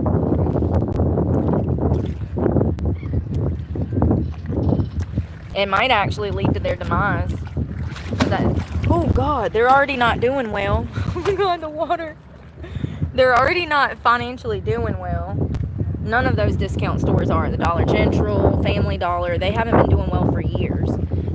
They've had to lay off employees. They've had to shut down locations. So, the Dollar Tree switching and making everything so much more expensive, other than $1.25, might be the nail in the coffin. It might lead to their demise, and it might completely tank them.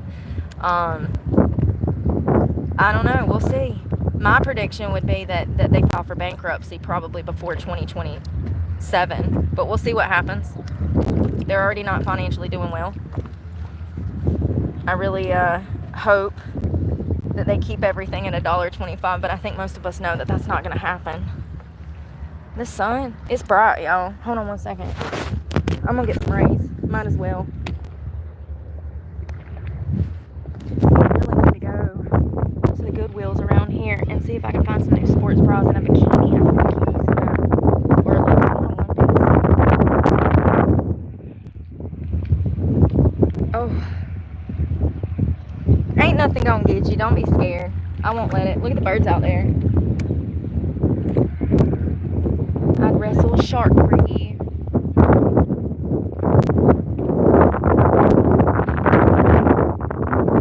I know, they'll be out here. They usually come through at night when it's kind of cooled off. You'll see the dolphins out here. They'll either be coming from that way out here or this way out here. Every night, pretty much, they're out here. Usually right as the sun's going down, sunset. They'll be out here 7:30. Birds. Big old pelicans. I think them things are like 35 pounds, y'all. Those are some big birds. Let's see.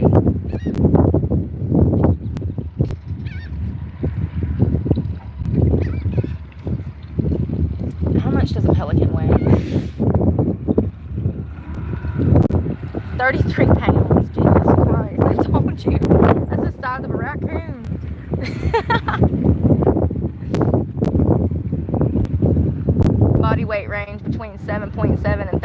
pounds, although typically these birds average between 11 and 20. They can weigh anywhere from 11 to 30 pounds. I'm sure a full mature one. These are big birds, and they sit up here at the docks where these fishermen come in with their boats and they give the scraps to the birds. So they well fed, very well fed.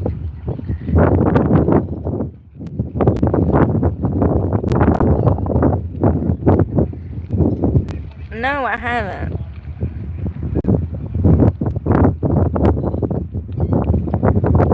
They're so pretty. Let's find out some more facts.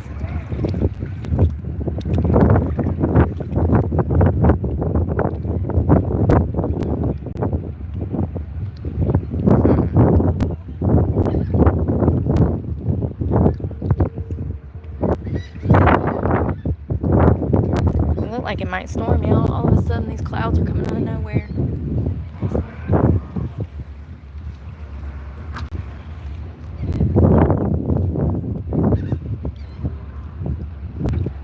It's getting kind of dark over there.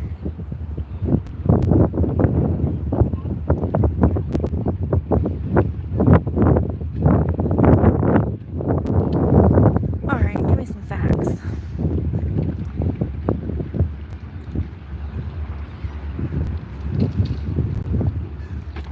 What dolphins do you typically see in northern Florida?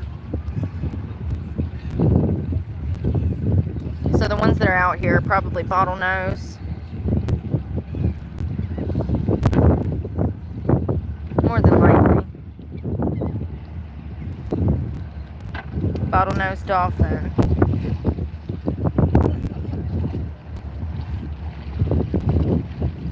Oh, my hair. It's getting on my nerves. Go jump in. Orcas. Aren't they pretty harmless, or are they violent? That'd be my luck. Are orcas violent? Hell no, I ain't going to the beach at night. They are generally not aggressive towards humans in the wild.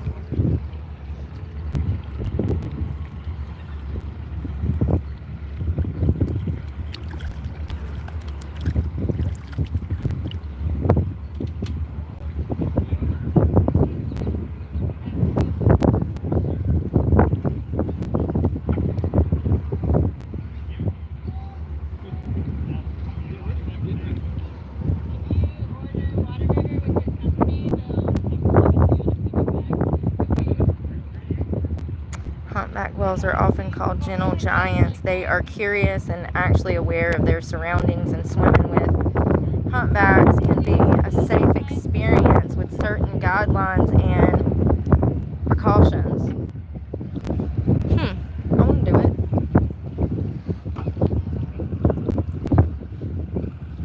I can't see y'all, I'm sorry. Why won't it let me look at it? Screw it. Oh well. I can't see some of that. The comments. Y'all know it's being loud on me. Get it. Get it.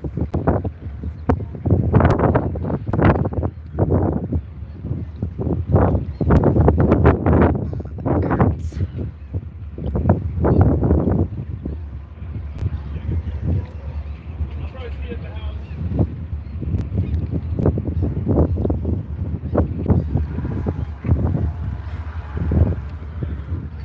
Alright, let's see here. I'm so nosy.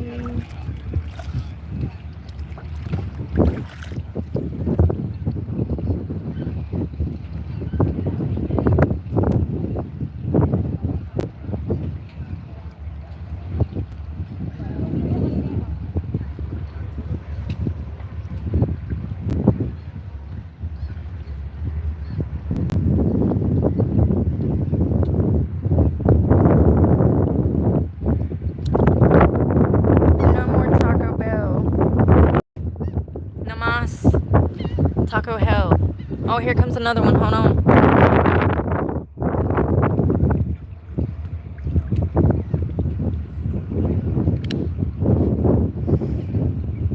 Yeah, I don't go out to the beach at night. You won't catch me out here in these streets when the sun goes down. Nothing good happens after dark. Nothing. Get in the house, lock the doors. Get away from them all. You don't want to be out here on the beach at night. There's fucking homeless people everywhere, meth heads. It's bad. Yeah, Florida's beautiful, but they got a drug problem.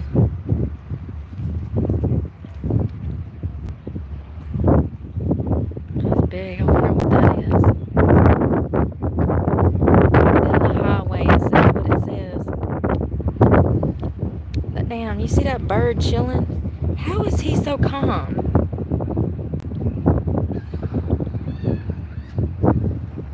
He says, I don't give a fuck today, Tom. I'll die. I hope it kills me.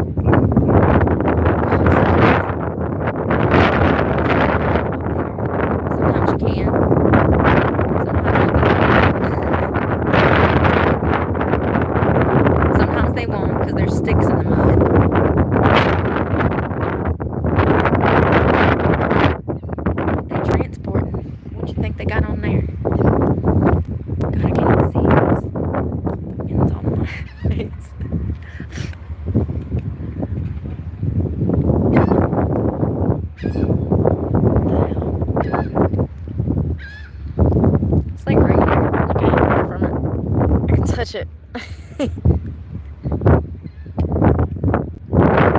That's a big old ship to just have one little lifeboat. Call me crazy, but this is why I'd be taking a tally, boarding it. How many boats we got to escape? How many of us is on here? That's all they got. That's it. If the boat goes down, they better all fit on that or somebody's going to die. You know what I mean? I think they're missing some more of them. I think they need a few more. That looks like such a big ship. We're such a tiny escape plan.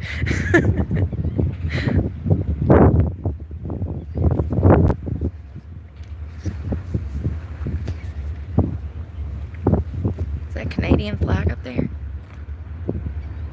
I can't see. That red and white? Oh, God, my eyes are watering.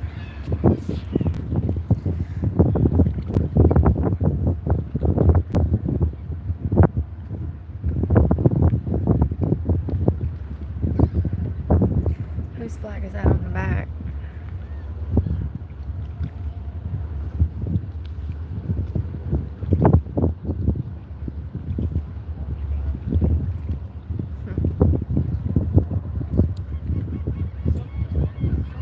Cars. Huh. Does that say Panama? It does. Panama. Del, it's D-E-L-H-I. Del, shit. I can't see y'all. Does it say Panama? Panama.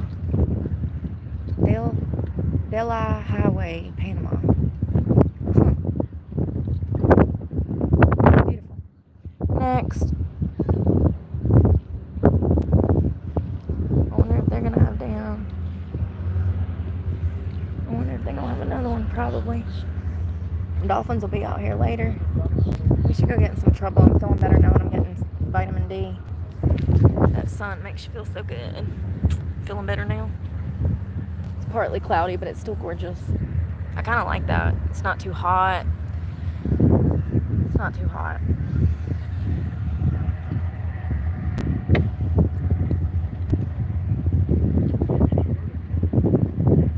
I know, that show was crazy, wasn't it? Deadliest Catch. It's the ferry.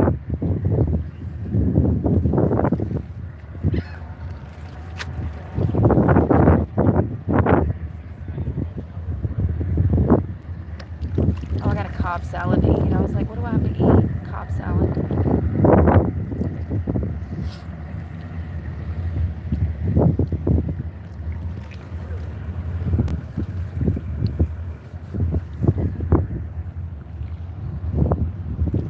There's the ferry.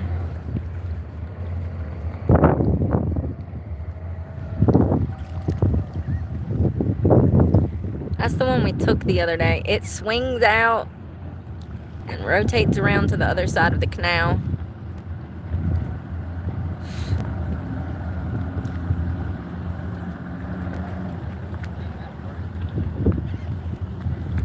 It's gonna take them to the other side of the canal over there. It was fun. I had a fun time.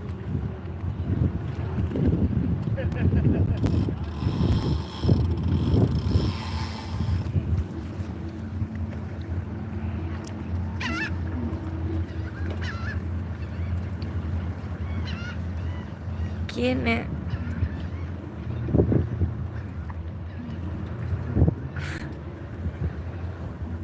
Hey, pharmacy girl.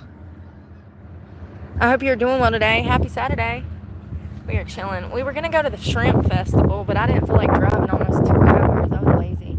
Y'all, I'm kind of enjoying the overcast. Like, I can never just sit out here and chill because it's always so damn hot. It ain't that bad today.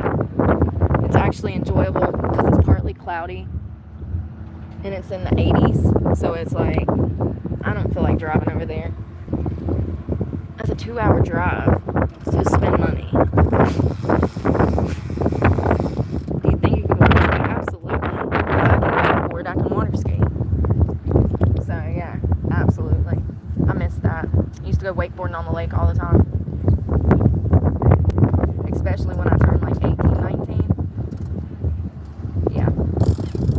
So much fun. Go out to the lake, spend the whole day on the lake on jet skis or water skiing. Not water skiing, wakeboarding behind the boat. I miss stuff like that. I'll get a jet ski one day. You know, I gotta have at least one item to almost kill myself on. Either that or a dirt bike. I think I'd rather a dirt bike. But a jet ski would be fun if you lived out like at the coast like this. Dirt bike's more for like up north, like if you got a lot of woods, in my opinion. That's the way my mind works. Out here, I want to be in the water. Up there in the woods, I want to be on the bike, you know? Here's another boat. That's a little John boat. I love the water. My mama did too. It's her favorite place. The beach. Where's he at? There he is. You can barely see him. The beach.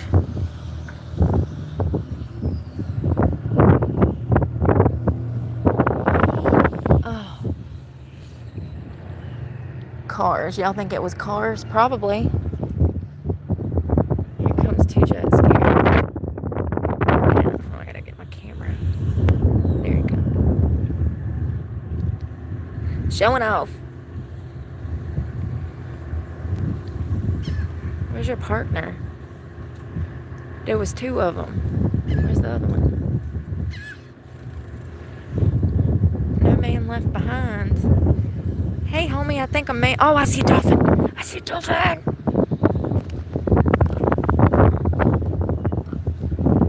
Hold on, I gotta put my phone in my pocket. Do I even have pockets?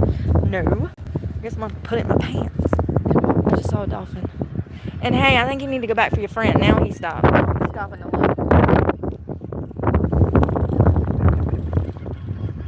Hold on. Just give me a second. I gotta figure out where they are. The wind's blowing me. The dog's rocking. There you go. There he is back there.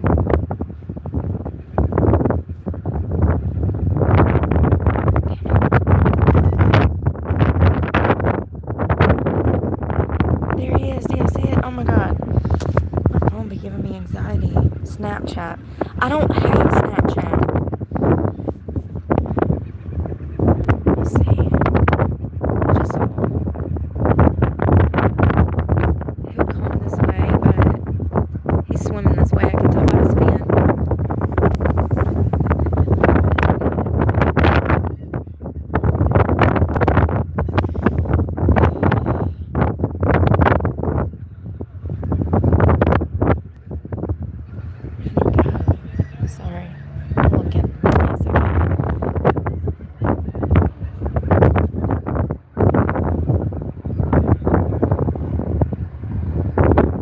Oh, he's over there by the ship. He's over there by the ship. You see him? Ah! He's right to the left of the Navy ship. Coast Guard ship, whatever it is.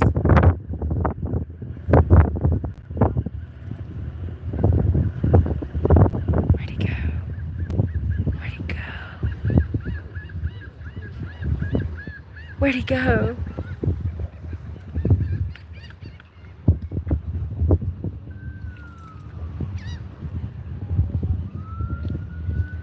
Hold on. Did y'all see it?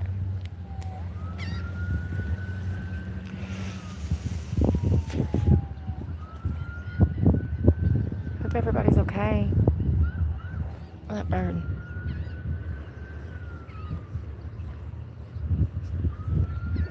Where's he at?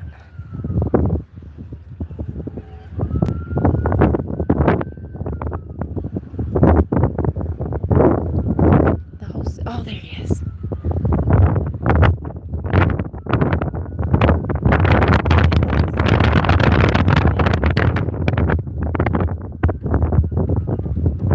Please.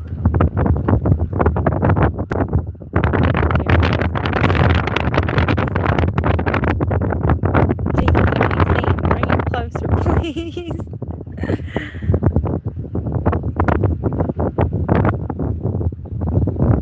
Oh, there he is.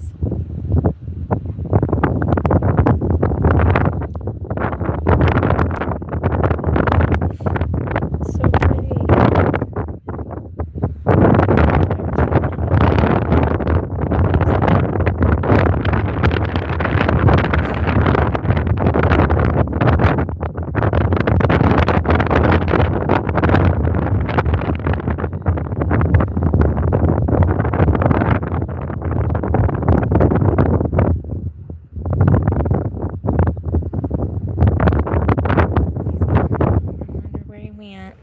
Damn, I usually don't see him out here that early. That's crazy. He was just like, look at me go. Wasn't he pretty?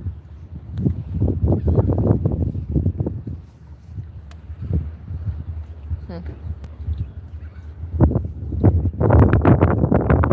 time is it? 5 o'clock. My Fitbit's falling asleep. I was trying to see if I'd seen it again. Alright, let's go. That was cool. I can't believe that.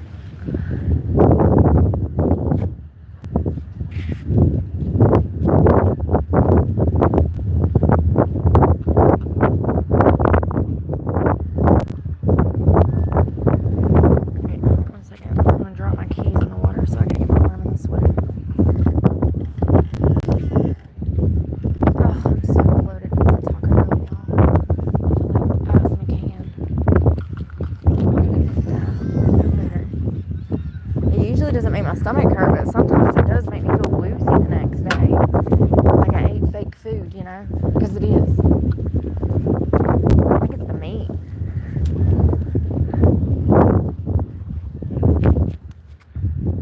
Gorgeous. Just coming to see if I can see the dolphins again. That's a cute one. Sorry, baby. Excuse me, coming through. Okay. It's like I refuse to share the sidewalk with you, ma'am. You're taking off, ma'am. You're violating my space, ma'am. Poor feller.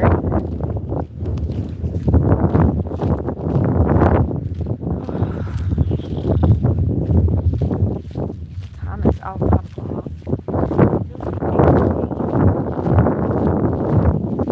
Y'all, that knife will make my kidneys hurt. That's what was doing it a few months back. I've been looking for that, like NyQuil medicine, because it's cheaper than Walmart, but it's the same product. And I finally found 2 bottles yesterday. So I took some of it last night, and I woke up hurting really bad this morning. So that's not an option. Damn it. I haven't been taking it. I've been taking melatonin.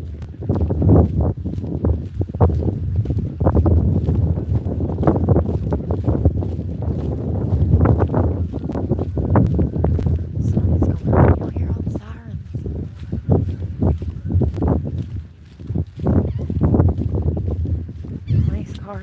trucks.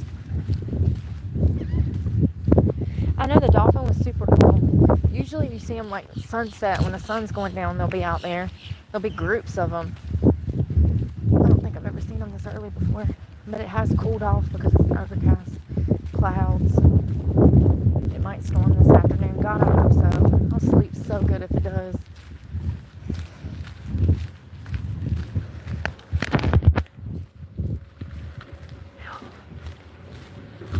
Damn wind will beat the hell out of you.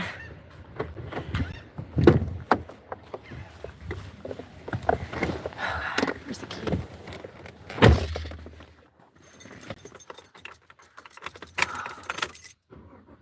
I need to use the bathroom, but I need air. It's hot. Oh, sorry. It's hot.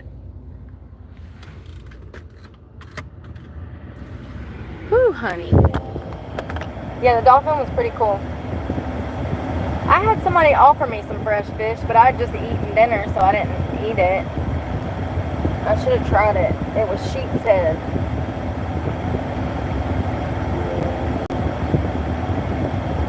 Whew.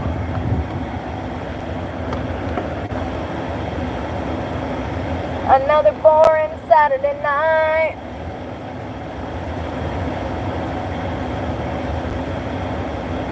Oh God, no way. I bet that's wild. They're trying to get the fish. They want your fish. They're trying to get in the boat to get your fish.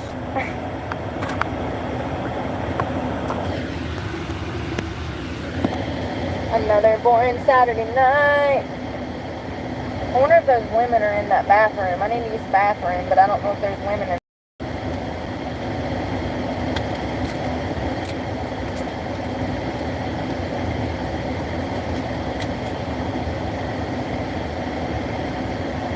Let's go see.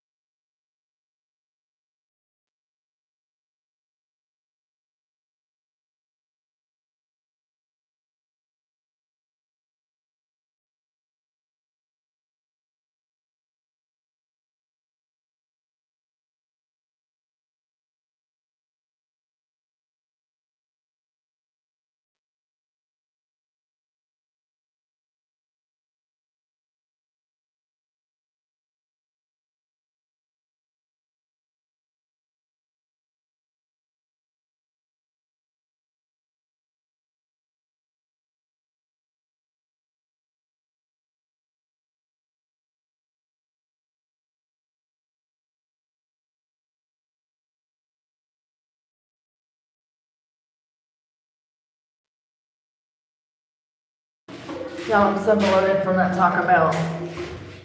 I'm feeling like a whale. I'm so bloated from Taco Bell. I feel like a flippin' whale.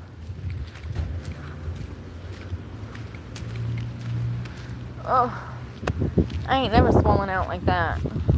Damn, Taco Bell. Taco Bell, hell. Hell, Taco Bell. Made me feel like a bloated whale. Oh, my head. Hello. Hello. Welcome to me home. Hello. Welcome to me home. Ouch. I need ice or something sweet. I don't know. Let's go to the bodega. Ah. Y'all. I'm so tired. Something's going on. I think I'm dying. Is it the heat? I think it might be the heat.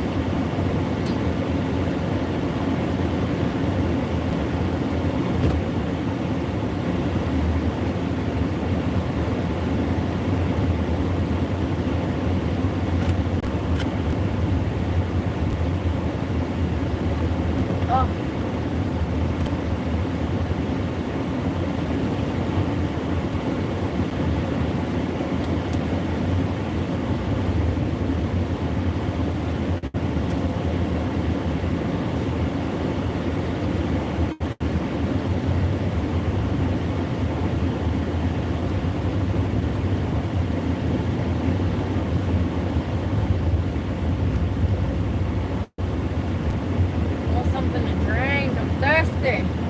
I'm a thirsty bitch. Yes, I am. I want a soda. So damn bad. I can't have one. Because I'm on a diet. I want to get dirty with cheer wine tonight. Damn it. I want a soda. I want to douse myself in Mountain Dew. Get hyped all up and get into a fight or two. I just want my Mountain Dew. I do. And the preacher said, do you take this Mountain Dew? Or do you not? I do want the Mountain Dew. I do. Si, senor. I need something to drink. I'm thirsty, baby. I just want you to know it's 82 degrees and I'm about to let go. For real, every time I go in here, I say, I'm going to get a soda. And then I never get a soda. I get ice. Who goes for a soda and leaves with frozen water? It's so sad. What a sad life. Let's go get some. No soda, I know. Once a month. Oh, there's a penny. Make a wish. It was on heads.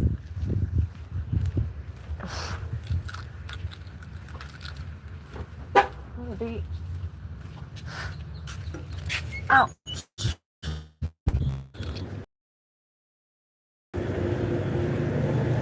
You too, Garrett. I hope you're having a great day. Oh, I didn't even know they had sandwiches in here, fam. I had no clue. What, I got eggs too? Nesquik, sausage, egg, and cheese bread, Sammy. I definitely want something, but I don't know what I want. Oh, wow. They got a root beer. 78%. Shit. 122%. That is crazy. Look at that. 100.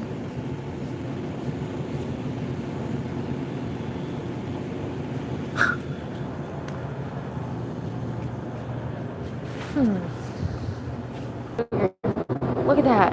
76%.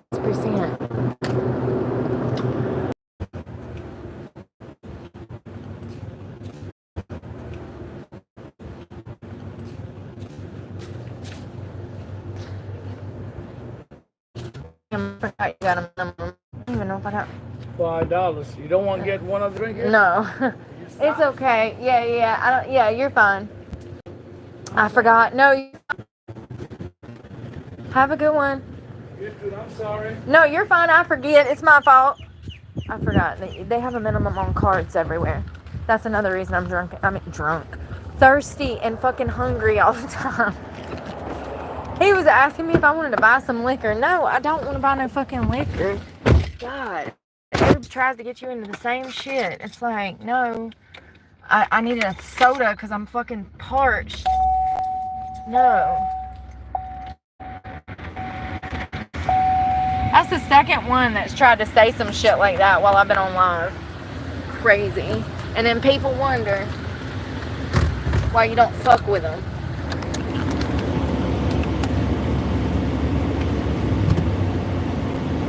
Well, that sucks.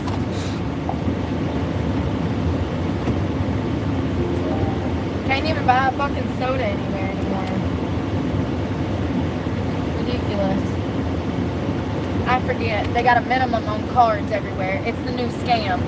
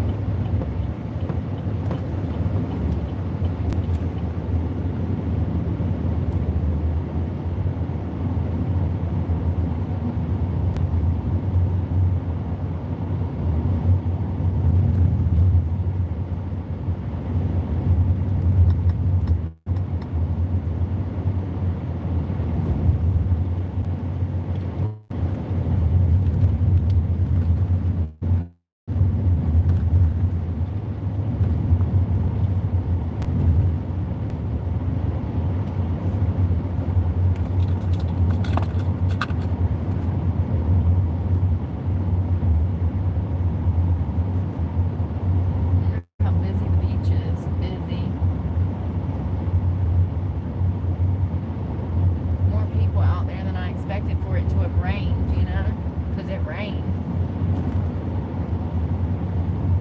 Wow. Shorts are up my ass. Always. God, the trash is just piled up down the beach. That's crazy. Yeah, for real though, I've been to a lot of beaches in this country. Jacksonville is by far the worst when it comes to trash. They just litter everywhere. They'll literally bring household trash to the beach to dump it on the beach.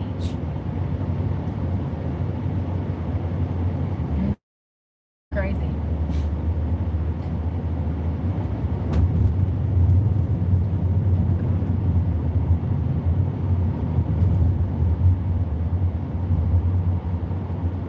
I'm so thirsty.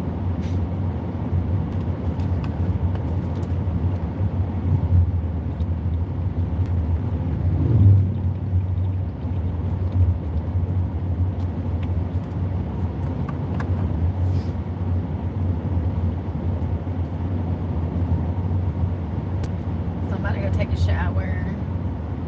It's probably gonna rain again. It looks like it will. It looks like it's about to. I'm exhausted.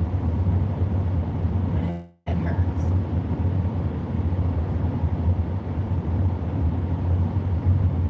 It be like that sometimes. You see the beautiful water? Isn't it gorgeous? The views are to die for. Weather.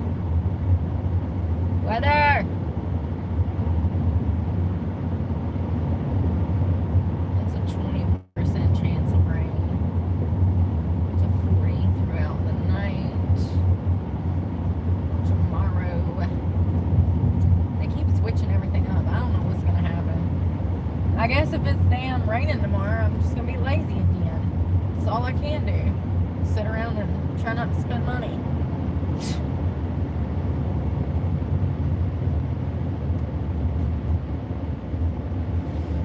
I got a salad for dinner. It'll be fine till I eat it. I'll probably eat it when I get out the gym. I'll be hungry when I get out the gym.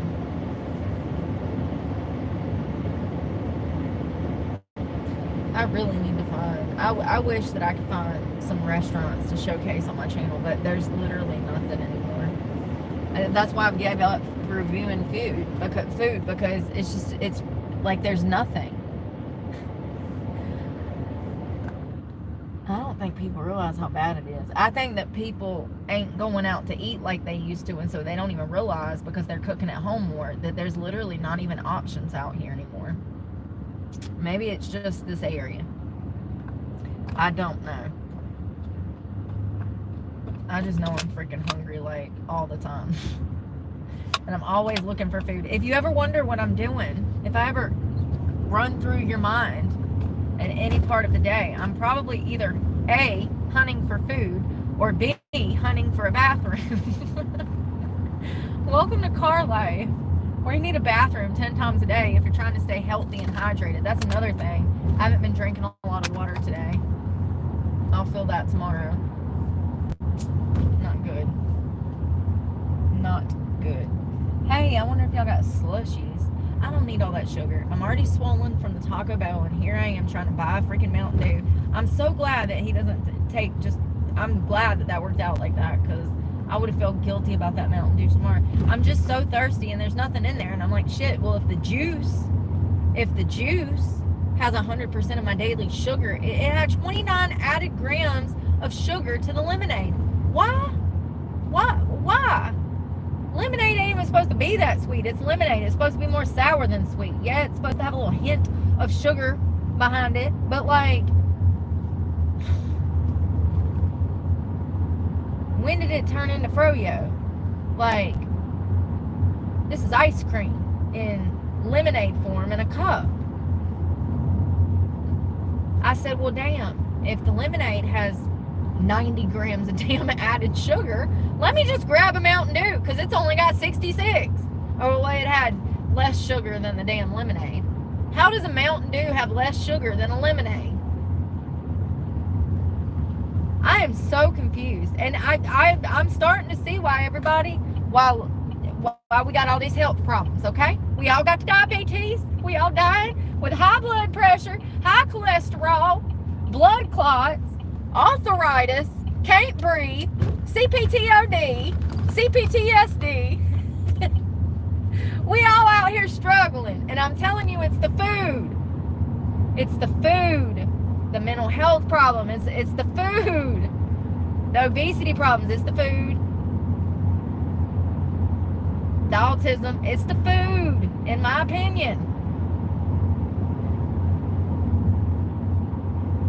We've been poisoned from the inside out.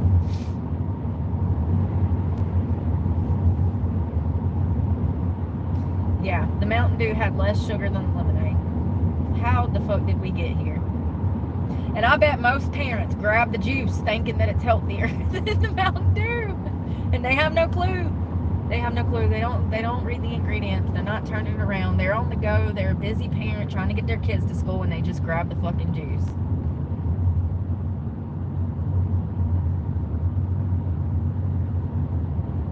I just don't understand how I'm the unfit parent, though. Like, wow. Dude, what? What is going on, God? We live in the ass backwards. The fits has hit the shan. Like, I don't get it. I don't know how we ended up here. And I don't know how I ended up here. It's really disturbing. It's heartbreaking. It really is.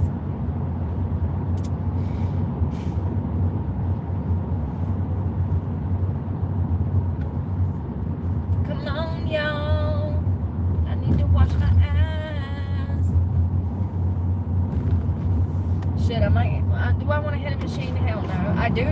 But do I need caffeine? Maybe I should just try to work out for once. I don't think I've ever done that without caffeine. I don't want to take no damn gorilla right now and then pre-workout and then be up all night. I was hoping it was gonna storm so I'd sleep like the princess and the pea, okay? I wanted to be 50 mattresses deep in the clouds with my bonnet in peace in the rain. But unfortunately, I don't think it's gonna rain. So that means that it might be a hectic night. See, when it rains, the roaches go in. But when it don't rain and it's a Saturday night, the roaches are out in the streets, honey, okay? The roaches are out in the streets. No, I'll drive somewhere. I got special parking tonight to get peace.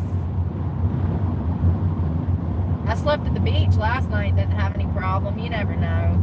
People are just disrespectful. They don't even respect themselves. What do I expect, you know? I think we've made huge progress in the past year. So, you know, it is what it is. It's disturbing how many people are mentally disturbed out here, but, you know, I digress. I don't think people have the slightest clue at how many people are actually losing their shit out here. I'm not laughing at them losing their shit. I'm just laughing because I don't think y'all understand. You're okay. We're okay.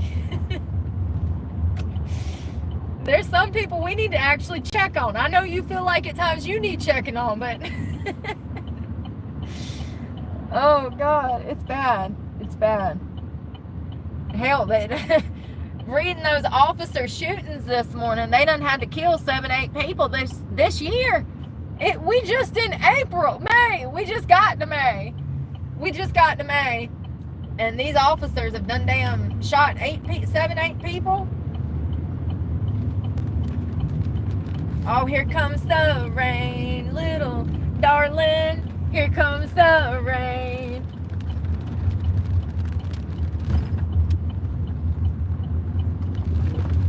Damn, am I gonna have to run in the gym and get damn wet? Do I even have a backpack? Did I pack a bag? I don't remember. Cause I'm Dory. I have no memory.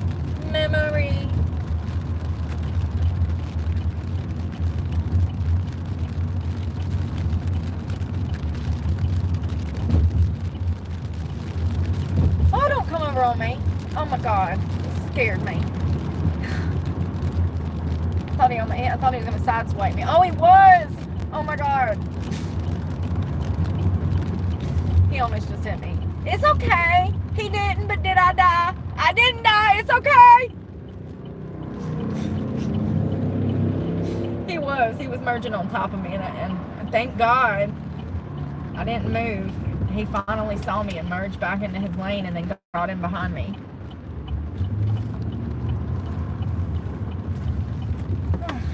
Well, it wouldn't have been fatal. It just would have set me off, and it might have been lethal for him.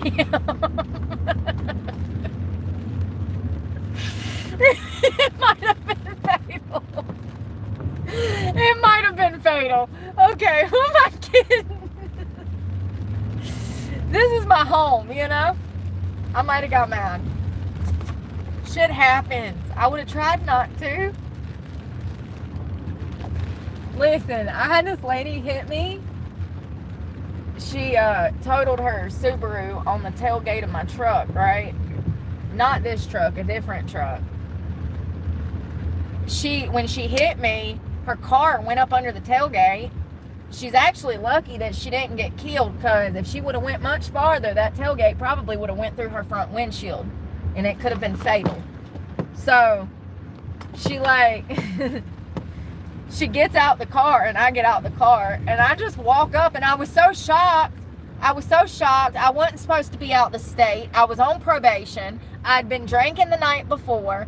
It was a lot, okay? It was a lot. I'm in South Carolina. I'm on papers. I'm not supposed to be out the state. I'm minding my business, going to the interstate so that I can go back to North Carolina. And this crazy heifer comes out of nowhere and she says, wham! She was going 45 miles an hour. I was at a dead stop, and she rammed her Subaru up under the tailgate of the truck. Totals her Subaru on the spot. So I'm on probation at the time. I'd been drinking the night before. I'm pretty sure I probably had some weed on me. Ain't supposed to be out the state. And this lady hits me at a dead stop when I'm stopped at a stop sign. Or it was a stop lane. I was about to actually turn on red. But you got to come to a complete stop, look, and then make that right-hand turn. This lady comes out of nowhere like a bat out of hell and just rear ends me going 45 miles an hour. So excuse me for being a little shocked, Karen. She gets out the car. I get out the car and I walk up and I said, what the fuck? This is what she did. She was on the outside of her car.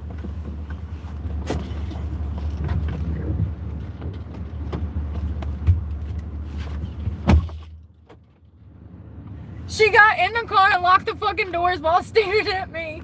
Lady, you just hit me going 45 miles an hour. Excuse me for genuinely being shocked. What the fuck was the first thing that came to my mind? I'm sorry. I guess it scared the hell out of her. She got in the car, locked the doors, and was staring at me all scared. Like, bitch, you just hit me and now you're scared I'm gonna hit you.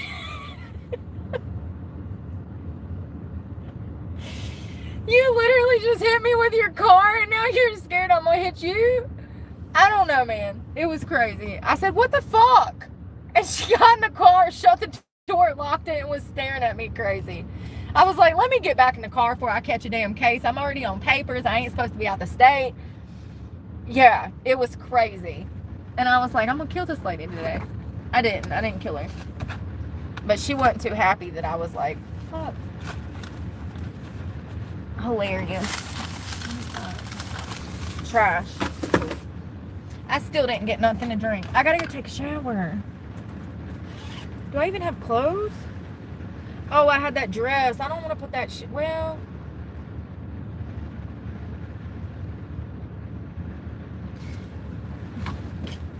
I need clothes. I don't want to wear that dress. That was for the festival. And we didn't go. Because it started raining. Damn it. I hate this, man. I don't want to be dealing with this shit right now.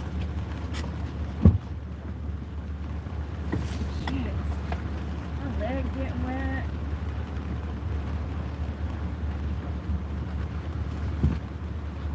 Y'all, this is some bullshit.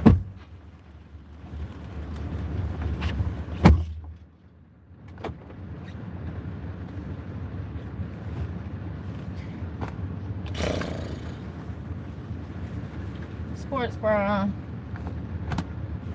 Reebok shorts with underwear, and a black t-shirt with some white writing to match the shorts. Damn, my feet's gonna get wet going into the gym and coming out. What was the point of going to take a shower? My hair's gonna be damp when it's not even hair washing day. Damn, and it looks so good, and now it's got rainwater in it. Acid rain! Acid rain. Acid rain, I'm on fire. Be safe. See you later. Yeah, I was scared too. I was like, this crazy heifer. I don't want to go in here. I'm lazy. Y'all, I gotta go shower. Meow. I don't want to. Meow.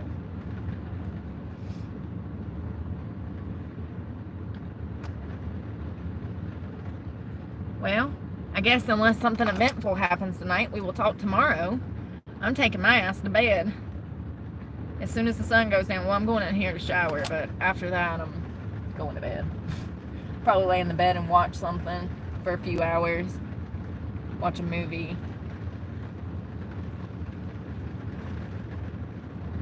Maybe do a little reading. Oh, I hate that we didn't go to Shrimp Festival. I really just don't have the money for all that right now. I gotta, even the gas, like, just getting over there for an hour there and an hour back.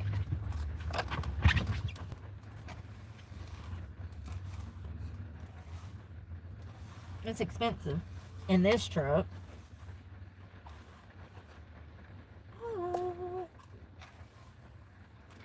It's raining, so I want my hair up because I'm not washing it. Because I'm going to work out tomorrow. Well, hopefully, unless it rains. It's not even supposed to be raining right now. They want 20% my left foot. Lord, they don't know what's going on. Nobody does, bro. Nobody does. Jesus. You better call on him.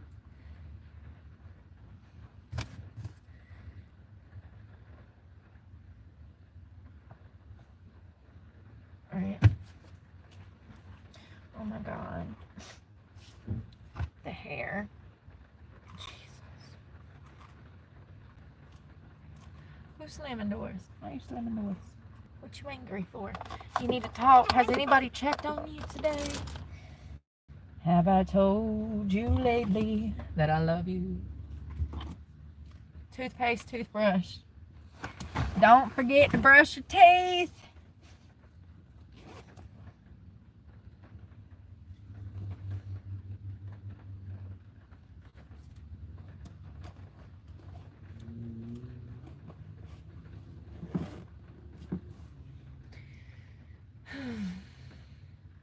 Alright, it's letting up. I'm gonna go. I love you guys. I hope y'all have a good Saturday night and stay safe out there. Hey, Phoenix guy. Joe Mama, I hope you have a good night. MK, good to see ya. I hope you have a good night too. Y'all stay safe out there. Have fun at the gym. I'm taking my ass to bed. We'll try again tomorrow. You know how it is. Some days you can, some days you can't. It's just about staying consistent. It really is. I hope you have a good workout. Bye, Chris. Y'all be safe out there and pray for me because God knows I need it, and I'm praying for you guys. Bye, y'all. Sweet ones.